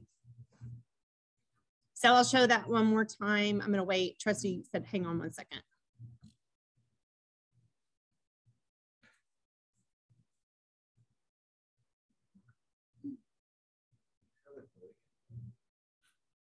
Yeah, I'm waiting for Trustee to come right back and then I'm going to go through that. I just want to make sure that they heard this too.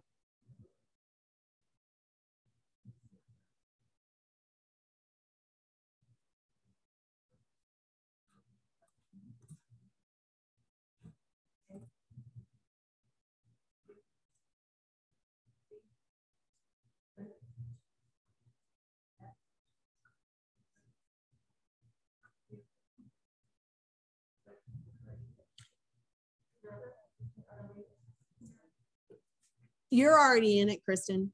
I added you. Some people I added and just without you getting a notification. I just wanted to show the different ways. If you want to turn off your notifications, to do that, you just need to be on your dashboard. Click on your name in the upper right-hand corner, settings. Click on notifications, and then you can change all of the settings. I have all of mine turned off except for private messages.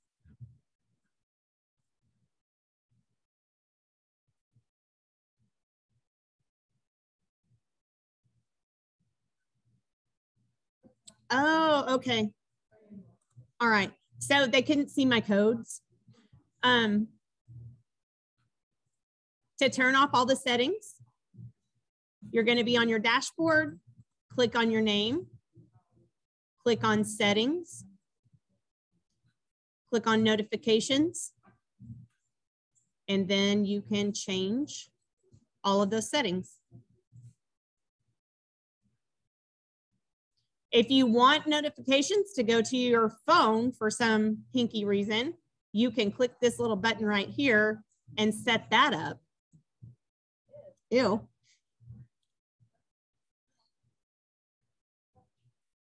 No, I know. It's like, no, thanks.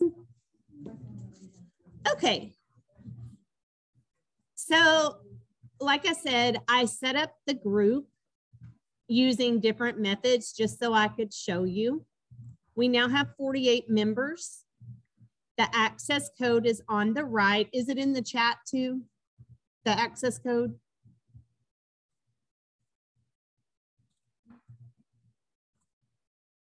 Oh, I can. That's okay.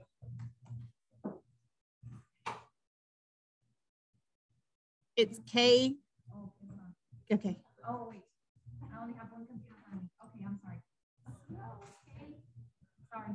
KQ C6 S is in Sam 6Q 6 W P is in Peter Q T is in Tom D is in Dana.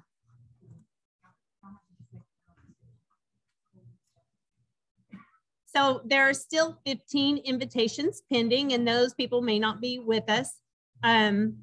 And then I can see who all I've given admin. And then when I click on members, I can see who all I have not given admin to yet. So I will need to give all of them admin. And I wish that there was a way that I could just select them all at the same time, but there's not. So you have to go through. But if you have it clicked on just members.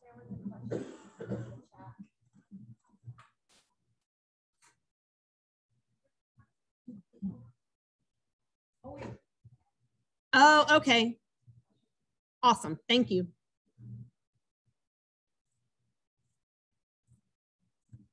If someone does not have admin rights in your group, they will not be able to create resources. They won't be able to add resources. So you won't be able to have shared assessments unless they are admin. If you have students, you don't want them to be admin. When you want to start working together in your group, you want to start at resources. If, though, you want to pull something out of your Google Drive, and this is the question that they asked from Trusty, you have to go into the resources section, click on apps, and then you need to have your Google Drive resource app selected. And then whatever it is that you want to add to resources, you would select it, and you can select multiple. Click import, and you can choose to import the link, the file. I always do the file. And then you can choose if you want it to go straight into a course, or if you don't want it to go into a course right now, but you want it to just be in your resources, you scroll down to copy to resources. You're going to click on the resources group that you want it to go to. And so this one is Tillis and Trusty. I don't have any folders set up yet. And then I'm going to copy item. And I'll go through that one more time. So now that resource has gone from my Google Drive into the Tillis and Trusty collab group. So everyone has access to it. Yep, I'm going there now. Now I'm going to click on group. I'm in a whole bunch. Go down to Tillis and Trusty, and there's my great minds. So if I want to keep all of that organized, I'm going to make great minds folder. And then I would also probably make grade level folders, or I don't know. I would probably actually do it by units. And now I want to put my Great Minds PDF in there. So I want to move to Great Minds folder. It would probably be more organizationally efficient to create your folders first. So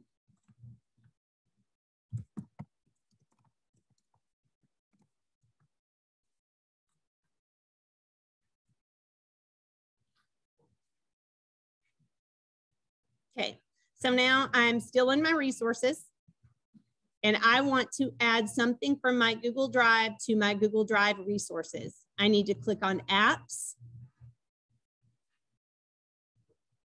That's going to take me to my Google Drive. Remember, if it's not connected, you'll just need to reconnect it, and it will tell you if you need to. And you just click on the stuff that you want to go in there. Oops, I'm not going to put that in there.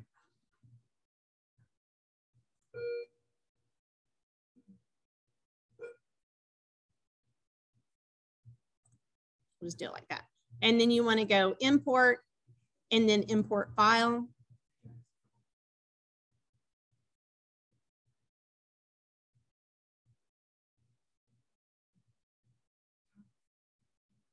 Now I choose where I want it to go. I want it to go to my Tillis and Trusty collab. I want it to go in my Google Drive resources. If I want to add resources, I can add folder from here. I can add Google Drive. So if I want to add a folder, I can do it from this resources app.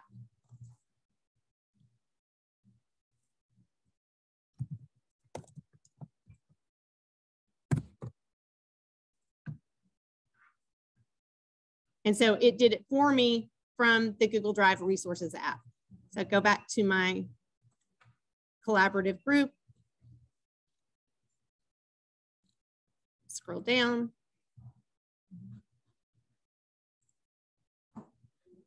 And that stuff is there. Oh, and my resources, I just created a file in my drive. So, so that's how you do that.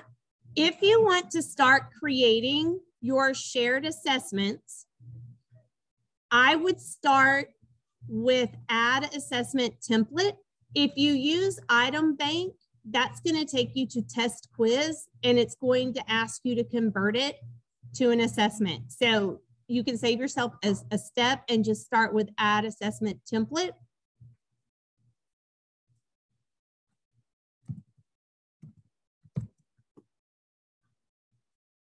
You have some additional info. You can, let me go back to that. So add resources, add assessment template.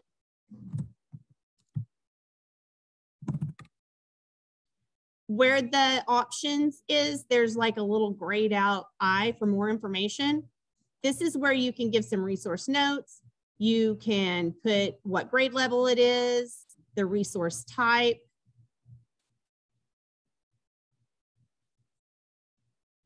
You can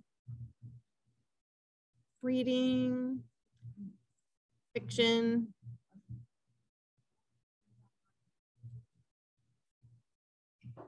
And then submit. And so that's going to fill that out for you.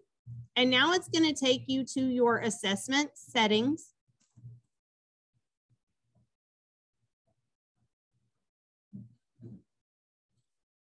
And then you start adding your questions. Those are going to be saved in your resources and they'll never go away.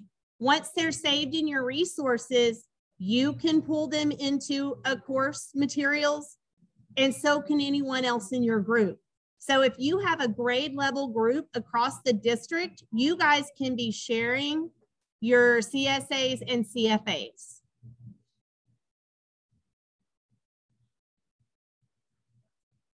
You can also add question bank. If you add a question bank, it's going to ask you to convert it to an assessment, but you can still do it and click on enable assessment or question tracking. I'm not sure for how long this will still be available.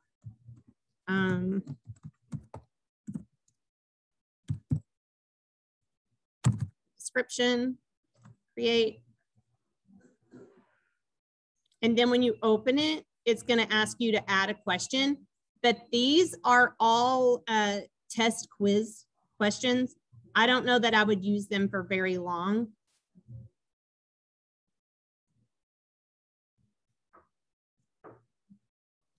When you go to edit it, it'll ask you to convert it to an item bank.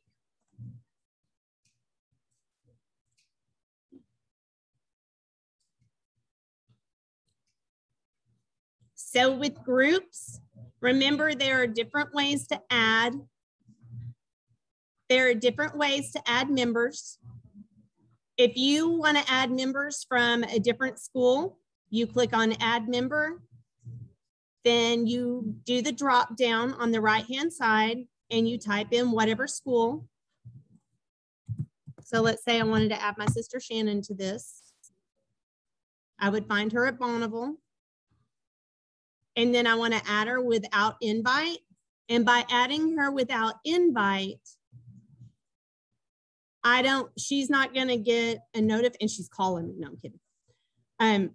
She's not going to get the invite, and I'm just automatically going to make her an admin so that she can have access to the resources that are being created. I can also delete her. I know, I'm aggressive. So that's groups and shared resources. Does anyone have questions about resources? Resources it's where I would live. It's where I would build everything. I would not build anything on the materials page.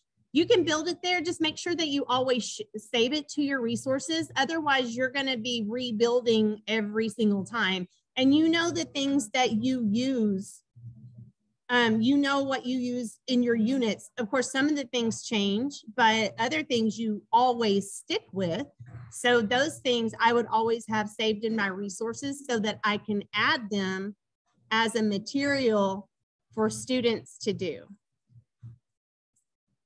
And to do that, I just back in my materials page in my course, add materials, import from resources.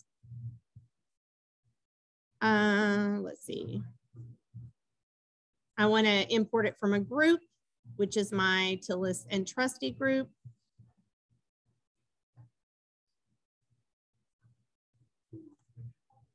And then I open that, import. Doing it that way, your grade level teams can share it. If you have shared units and you have shared plans anyway, if you're building inside your resources, then you're not having to send it back and forth to each other. You can just pull it from your group. We have 8 minutes until lunch. You guys, if you have questions or if you want to start working on grade level groups and explore there, stop sharing.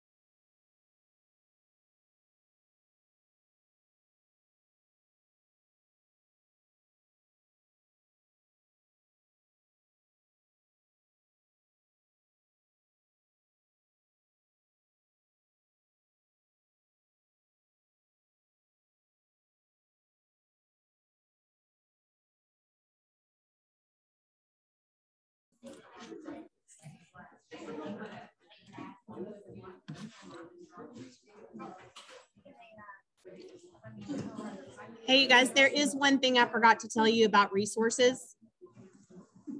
In your groups, you can also, when you go to add resources, you can also create an assignment template. So you can do assessment templates and assignment templates and go ahead and align them to the standards. And you can create a rubric inside your assignment template. So that's where you can bring in the Zern activities. In my opinion, the most beneficial pieces of resource is adding the assessment template and the assignment template.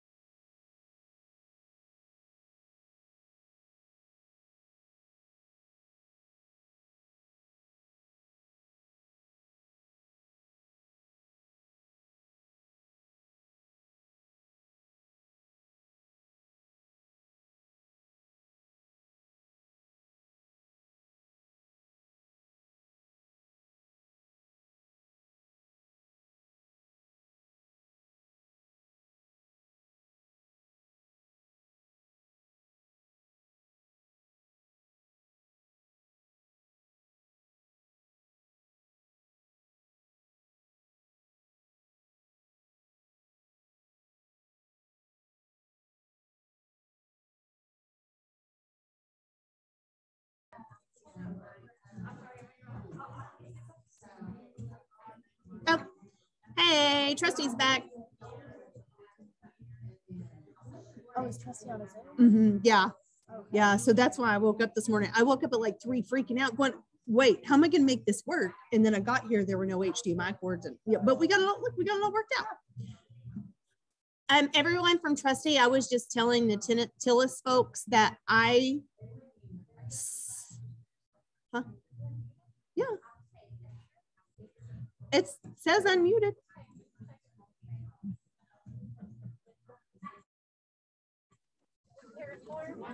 Yep, I hear. Yep, listening. I hope they can hear me. All right. I saved the October 22, the October 22nd folder into the Tillis and trustee collaborative group so that you guys will have access to it even after I delete it from my materials page. So if there's anything that you want to go back to look at, see how it's set up, it's there. And you are all admin to this group. So I don't know, you might be able to add or take stuff from it. You should be able to add any of this that you want to your courses from here and to your group. So you can add to a course or copy to. Since you're an admin, you should be able to do that. So anything that you want from it, you can take it. And I know Dr. Edwards sent me a text, said that something about math. Can y'all hear me now? It's showing that my microphone's working. Hold on. We can't get the projector sound to come on is our problem. Okay. I'm about to say you're working. Yeah. Well, we had tons of technical issues on this end this morning, and now, but I ended up combining some of the stuff that I thought was going to be separate because it just made more sense to do it that way. To me, anyway.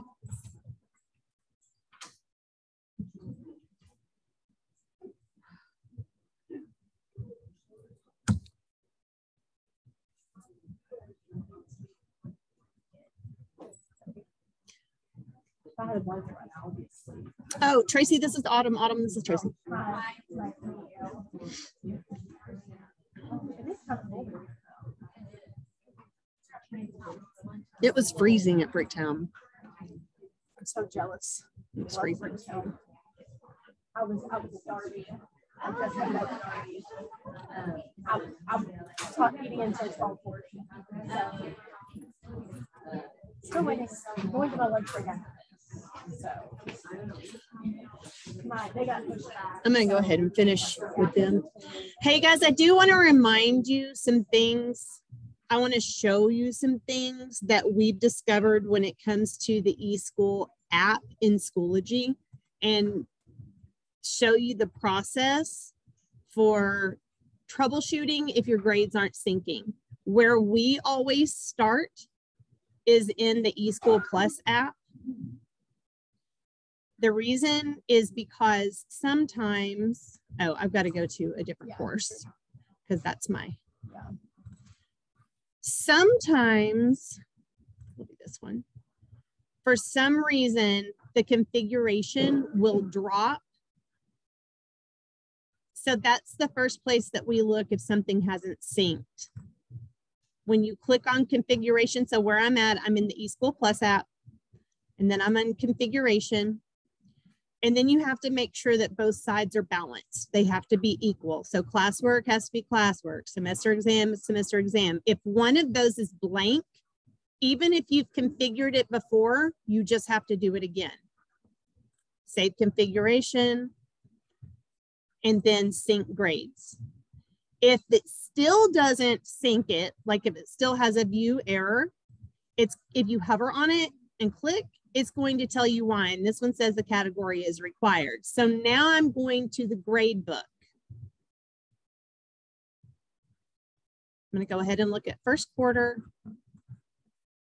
because she has more in there. And I'm going to go to the 3 dots for bulk edit. And I want to make sure that there's a category for each one. I want to make sure that they are all checked, marked to sis. Remember, if you want it to be ungraded, you're going to create it on a page, not as an assignment. Because if you do it that way, a column won't even be created. So all of that's done, but this one is ungraded, in which she wants it to be ungraded. She told me this the other day because I was trying to sync it for her, but you have to make sure that all of those changes are made. Oops.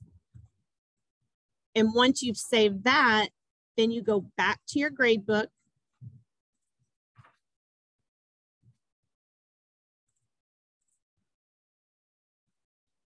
You click your swooshy arrows. You check your clipboard. Everything was synced. So that's your method for troubleshooting. If it's still not at that point, you need to put in a help desk request, because it could be something in eSchool, or it could be something wonky with Schoology that we can look at. But those are the steps that you want to go through to look at it. There was something else I was just going to say, and I forgot what it was. Do you have anything to add to that? No. The only other thing that goes is to check your grade setup to make sure you can. Oh, that's it. If your grades look really weird, your weights may be off. If you create a category that eSchool doesn't recognize, it's going to give that category like 100% of the weight, or like 98% of the weight, and 1% to everything else. So if you want to have your weights graded, your grades weighted, you need to make sure that they're all equal. If you don't want them weighted, then you uncheck weight, but then there's a place in eSchool that you have to go check. And if you need all of those steps, I have them. Actually sent them out to everybody, I think last week. I did not. Okay, so a Zoom link was just forwarded to all the teachers because their projector's not working. Oh, okay. And they're gonna have to go to their respective rooms. Okay. That works. And I will go, I'm going to go through with them what I just went through with y'all. Things that you can expect to, oh, this is the other thing. This column in your grade book, the overall calculation, that shows first quarter. Students and parents do not see that, and it doesn't average.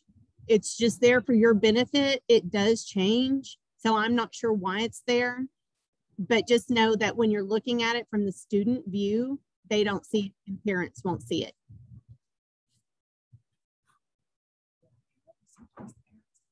Oh, great.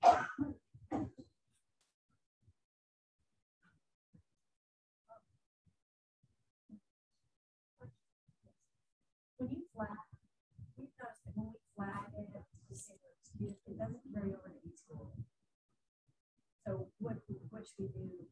Just best thing, are you wanting it to go as a 0?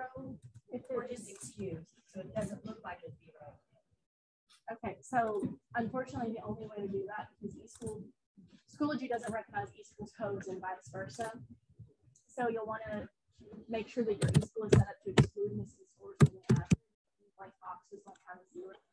And you can put it again, you can actually go into eSchool and exclude it. Yeah. And that's going to be in setup, right? Yeah. It'll be in your category, or in your yes. In your right there. You can see where it says missing scores count as 0. I think I can't really tell from this angle. Is it saying missing scores count as 0? Yeah. So yeah. It's in exclude missing scores. So in that case, it looks like they want missing scores count as a 0, which is fine. You know, a lot of people do. But if you don't want that, then you'll want it just exclude. So if you forget to go back and put those E's, you're not doing a 0 every time there's one. I can't see this. I just can't remember where it is. Oh, is you edit right here? It's right there. And then yeah, so you click on your. Okay. Mm-hmm. Yeah. It looks like they want theirs to be missing. Well, this is Rhonda's. Oh, I just logged in as you in eSchool. so do you want it to be missing scores count as a 0? No. Okay. Well, then, Yeah, and since I've already done this, I'm already like, oh, safe. I'm already in your reading, so I'm gonna go ahead and change it in reading. But yeah, when you create a category and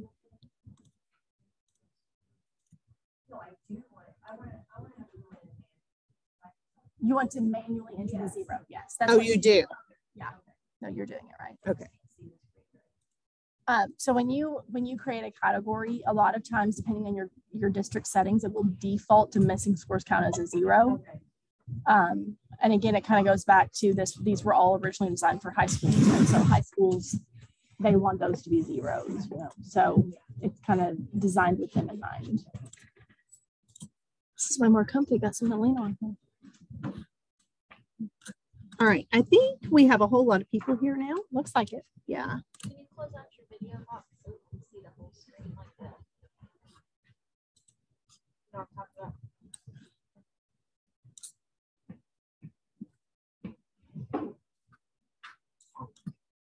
Yeah, I am. Trying. There we go. Okay. So do you guys know Dr. Edwards? Are you there? Sent me a text saying that something from math wasn't connecting. Was that Great Minds? Was it? Does anybody know? It was my assistant principal. She's going to another room. She should be on here in a minute. Oh, okay. That's Casey stirring up mess. I can see Great Minds not working well. One, I want to see like from their side, because on my side it's working, but it doesn't look the same for us. Yeah. Are you logged in under yourself impersonating somebody? No, I'm just logged. Oh, I'm just logged in as me. Okay.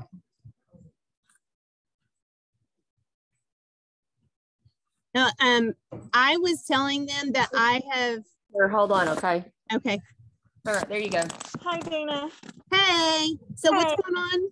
with Okay, the math? so at Morrison, we got on Schoology, and then we went to like, is it add assignments? Oh, add materials. Mm-hmm. And when we did that, we went to Great Minds app and we assigned assignment, but it never linked. It stayed the assignment. You can see that the assignment assigned it in Great Minds, but it never showed up in Schoology.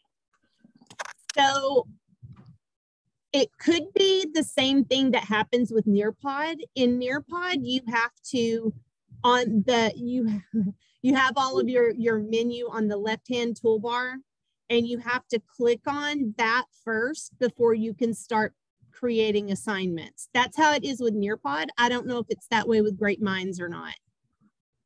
All right, I'm not familiar with that as much, but okay, so I would have to go to Great Minds on the side. Mm-hmm. And see if And that connects. And then you'll have to go into add materials. Okay. Okay. All right. We might have to try that. Yeah, will you let me know if it works or not? Okay.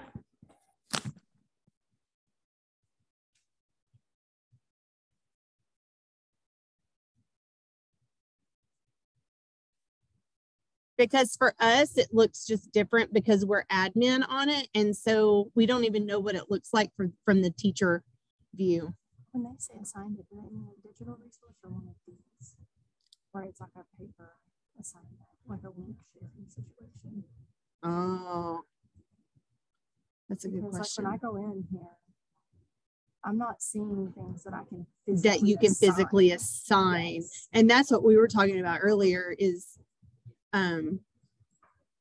for me, I would assign this as a CAMI assignment instead of, or I would just put everything in a Schoology assessment instead. Yeah, because like it's only giving me the option to download or copy a link to share. It's just working. Yeah, there may be an additional step that's required for Great Minds. So that's probably something that we're going to have to investigate. and figure out the very best way to do it. No, he came up. No.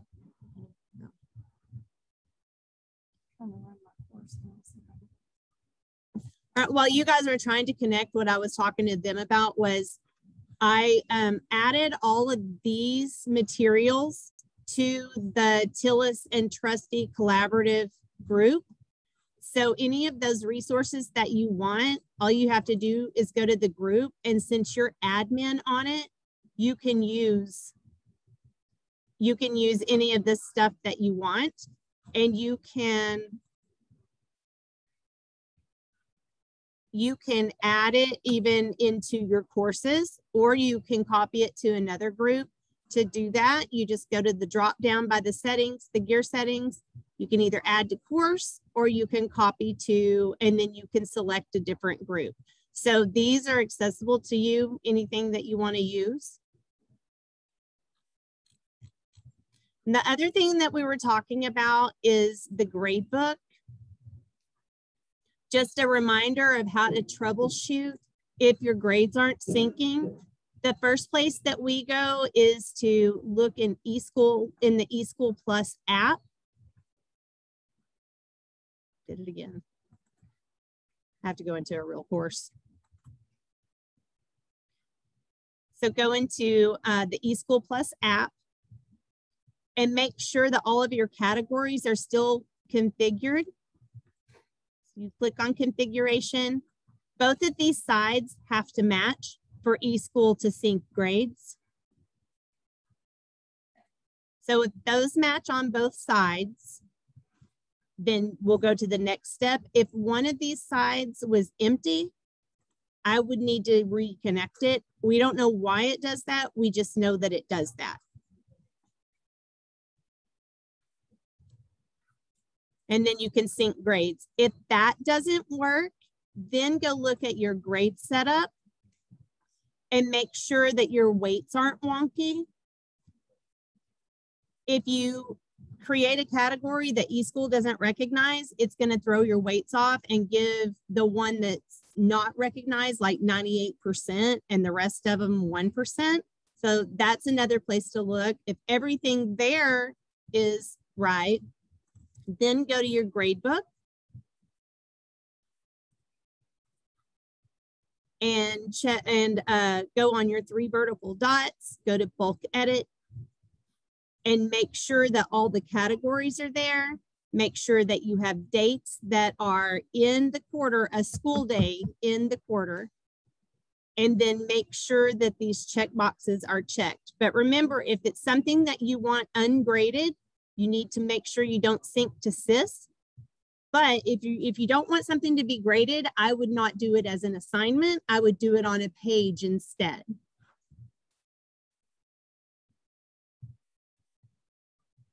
So those are the things to remember about grade syncing and your grade setup. I think both these schools are in a pretty good place. If you want to look at analytics of what your students have been doing, oh, I'm in the wrong class. Let me go back to my class. This is what I turned on earlier when I was creating the assignments. I enabled the course analytics, and so now I can see what my students were doing.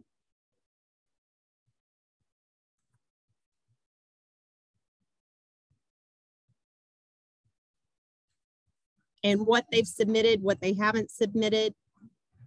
So that's nice to have. And then workload planning is another place to go look. And it shows Dr. Edwards has been really super busy. She's done a lot of work.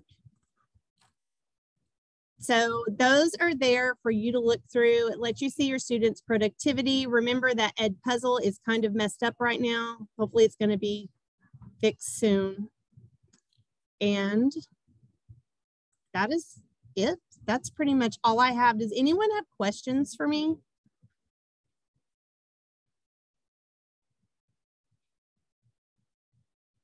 Anyone? The last part of today, I had planned, Ms. Guerrero and I planned for you guys to take what you've learned and start building on your own. I know you had a little bit of time in between to kind of process, and now you're on brain overload, or maybe you've had an amazing idea of like, oh, I want to do this for this next unit. I hope that y'all will start working together and build your common assessments and start sharing that data.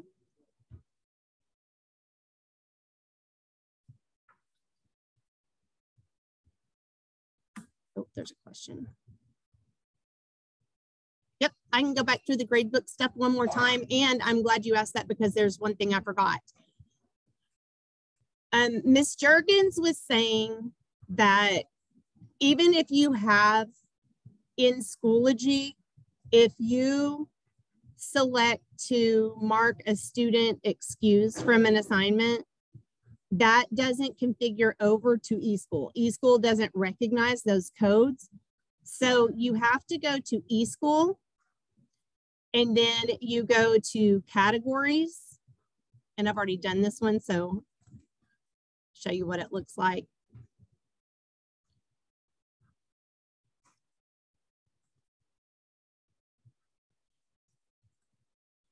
For homework, it says exclude missing scores from the average. If this said missing scores count as 0, you'll want to change that. And where was I to do that? There it is. Missing scores count as a 0. If you want eSchool to see missing scores as just and leave it blank and not count it as a 0, you have to click on the pencil and then click exclude missing scores from the average and then click save.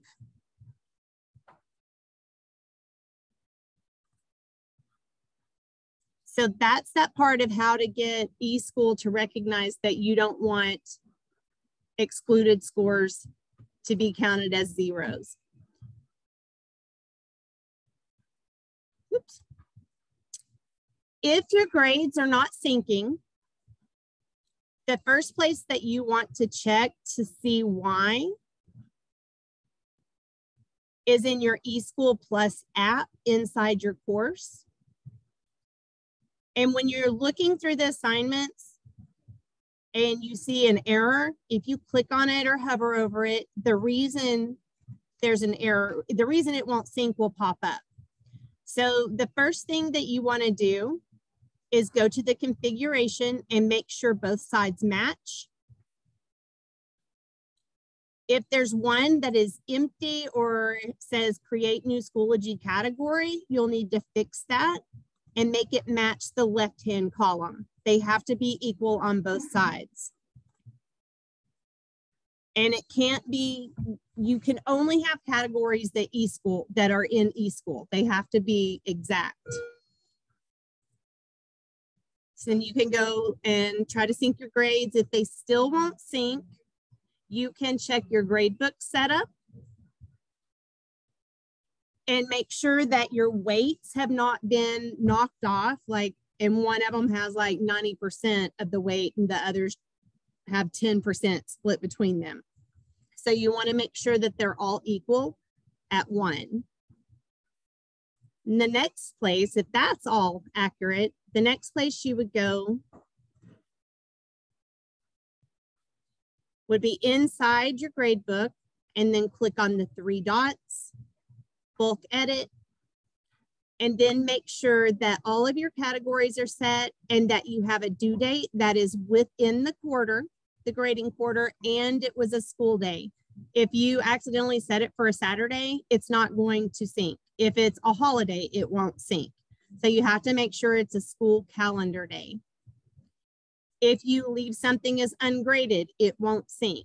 If you want something, personally, if it were me, if it was something that was ungraded, I wouldn't have it in as an assignment. It wouldn't even go in my grade book. It would just be, I would do it as a page or some other way. It's ungraded. They also need to Yeah. Right? And we're checking grades to make sure everything is syncing. And it's ungraded. They did the sync to sys, whatever. Is it going to show up as an error? Yes. So if you are going to have an assignment that is ungraded while you're creating that assignment, get out Peter's.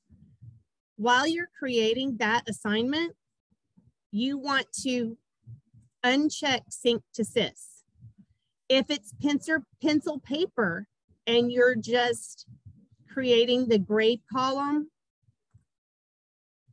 oops, plus add grade column, you want to uncheck sync to SIS. That way you won't have that error because you're telling Schoology not to sync to eSchool. So if you don't want it to go to eSchool, if you don't want it graded, you need to uncheck sync to SIS.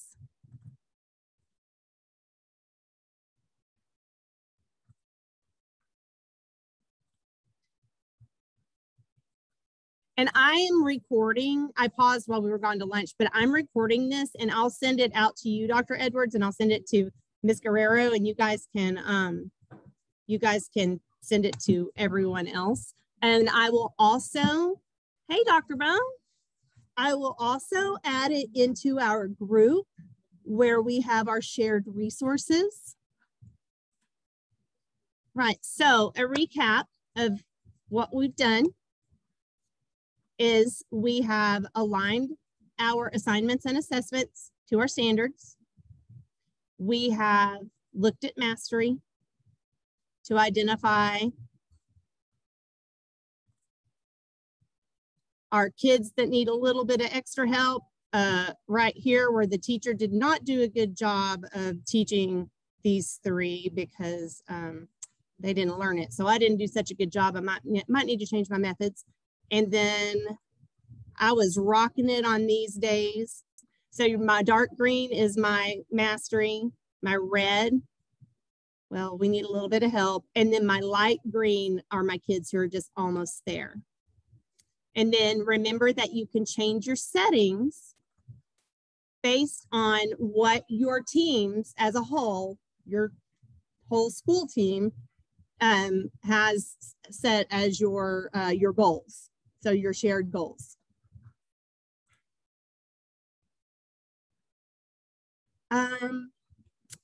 Remember that you can set your assessments for multiple attempts. And so after you give feedback, your students can go and redo the ones that they needed to work extra on. And your groups, you can create your groups with anyone else in the district, and you guys can start building those shared assessments. And you can each add your items into the assessment bank. Remember, you want to do that in resources and in your group. We'll go ahead and go back to this group. Remember that if it's an assignment and you're building it in resources, it can be, you should make it in an assignment template. If it's an assessment or an activity, build it in assessment template, and then you can also build your rubrics in advance that you can pull into your courses. Always, always, always remember to save everything to your resources though. And if you have shared resources, if you have your shared group, put them in there, because just like how you guys can now pull from my resources that I shared with you in our group, someone from another school can pull from yours. So our entire third grade team across the district can build their CSAs and CFAs together and then share their data and talk about their methods for teaching. I know that it's been overload today. Yeah, we've had some breaks though. My personal next step for y'all, my goal for y'all, is to make sure that you are aligning. And I know it does take a little bit of time. However, you can, in your shared groups and in your resources, you can go ahead and create the learning objectives that you know are essential, the ones that you guys put in your units that you built before, you know, things that you're already working on, so that you're not having to wade through all of those standards You've got them, you can put them in your resources. To do that, you go to resources and then you go to learning objectives. You can add a folder. So say it's kindergarten. And because I love folders in my folders, it's going to be kindergarten and then reading.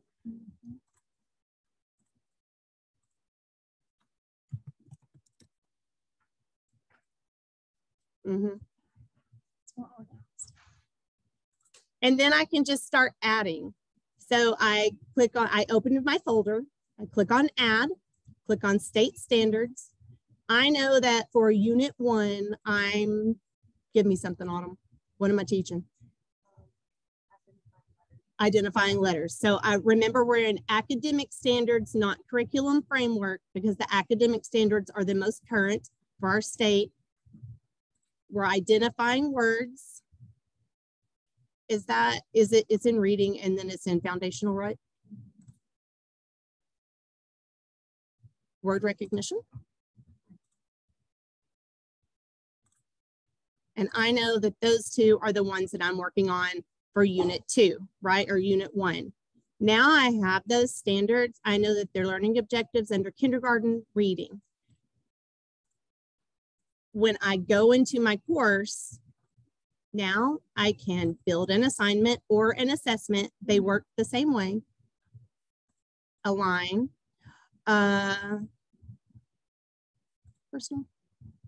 Yeah, I need to go back because I wasn't sure if I'm going to do that again.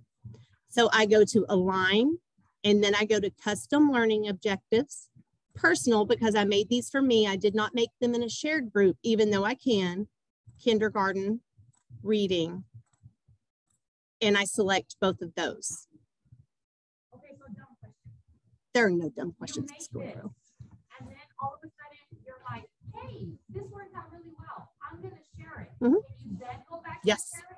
Yes, absolutely. So you don't have to share beforehand? No, you can absolutely go after the fact back to your personal resources, because now Autumn is like, oh my gosh, I'm going to be the most popular kindergarten teacher in all the district. So she's just going to go back to learning objectives, go to kindergarten, and here's where she's going to copy this to her shared group. Yeah, I'm inside resources, and then I'm going to go to that kindergarten folder, and I'm going to learning objectives, and then I'm going to send this to my shared group, and then copy. So now I've shared that with my Trustee Antilles collaborative group. And Autumn is now the most popular kindergarten teacher in all the district.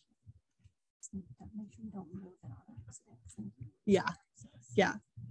And you can also, oh yeah, that's what Tracy was just saying. Don't move it on accident and not remember where you moved it, because yeah, we've done that before. Yeah, so yes. If you copy, you do, but if you move, you're moving it somewhere permanently. And that's yes. Why I don't do that, because I did that and I don't know where I moved it to. So. Yes, copy is always the right one. Also to remember, if you want to pull something from your Google Drive, you have to go resources, apps, and then you select what you want. Import file. So these are just reminders. We've done these today. And then you select where you want it to go. And like I said, I recorded all of this, so you guys will have access to it. You have access to everything that's in our shared group. And everybody's brain is hurting, but after you process it, don't cancel. After you process it, it's going to make so much sense to you, and your life is going to be so much easier.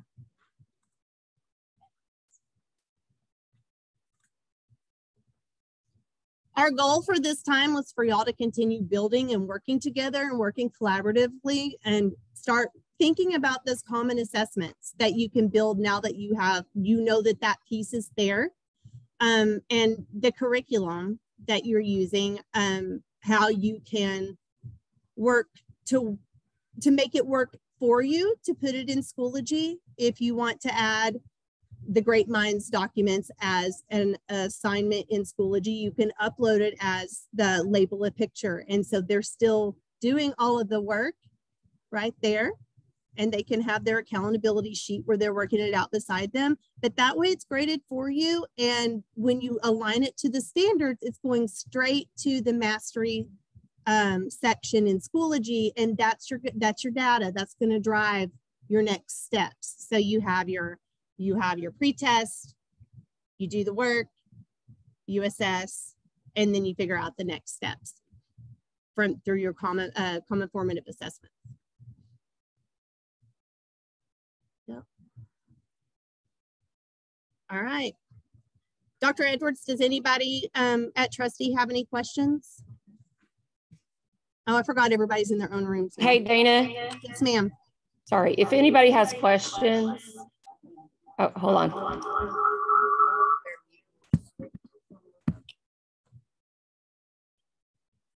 If anybody, a trustee, has questions, we need you to type them in the chat since you're all in different locations. That way we can make sure that everyone's questions are answered. Thank you. And also, I mean, here and at Trustee, I would love to be a part of your team meetings and to come work on extracting data and looking at all this. All five of the TIS would love to be a part of that. We want to be here to support you and to look at, you know, how to extract the data. I forgot what I was going to say. Anyway, we want to be there to support you. So let us know. We want to be a part of your team meetings. You did an awesome job. Thank you so much. Thank you, Dr. Edwards.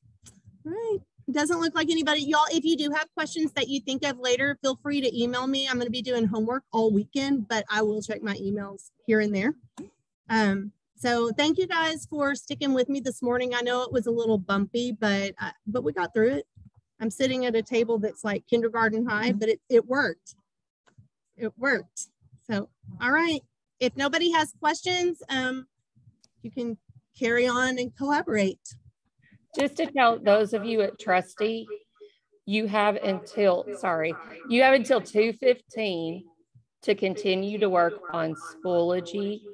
And then from 2:15 to 3:30, you're going to be working on the essential standards. It's that document that I sent you in your email. If you have questions, ask. Thank you again, Dana. Thank you. I'll see you guys next week.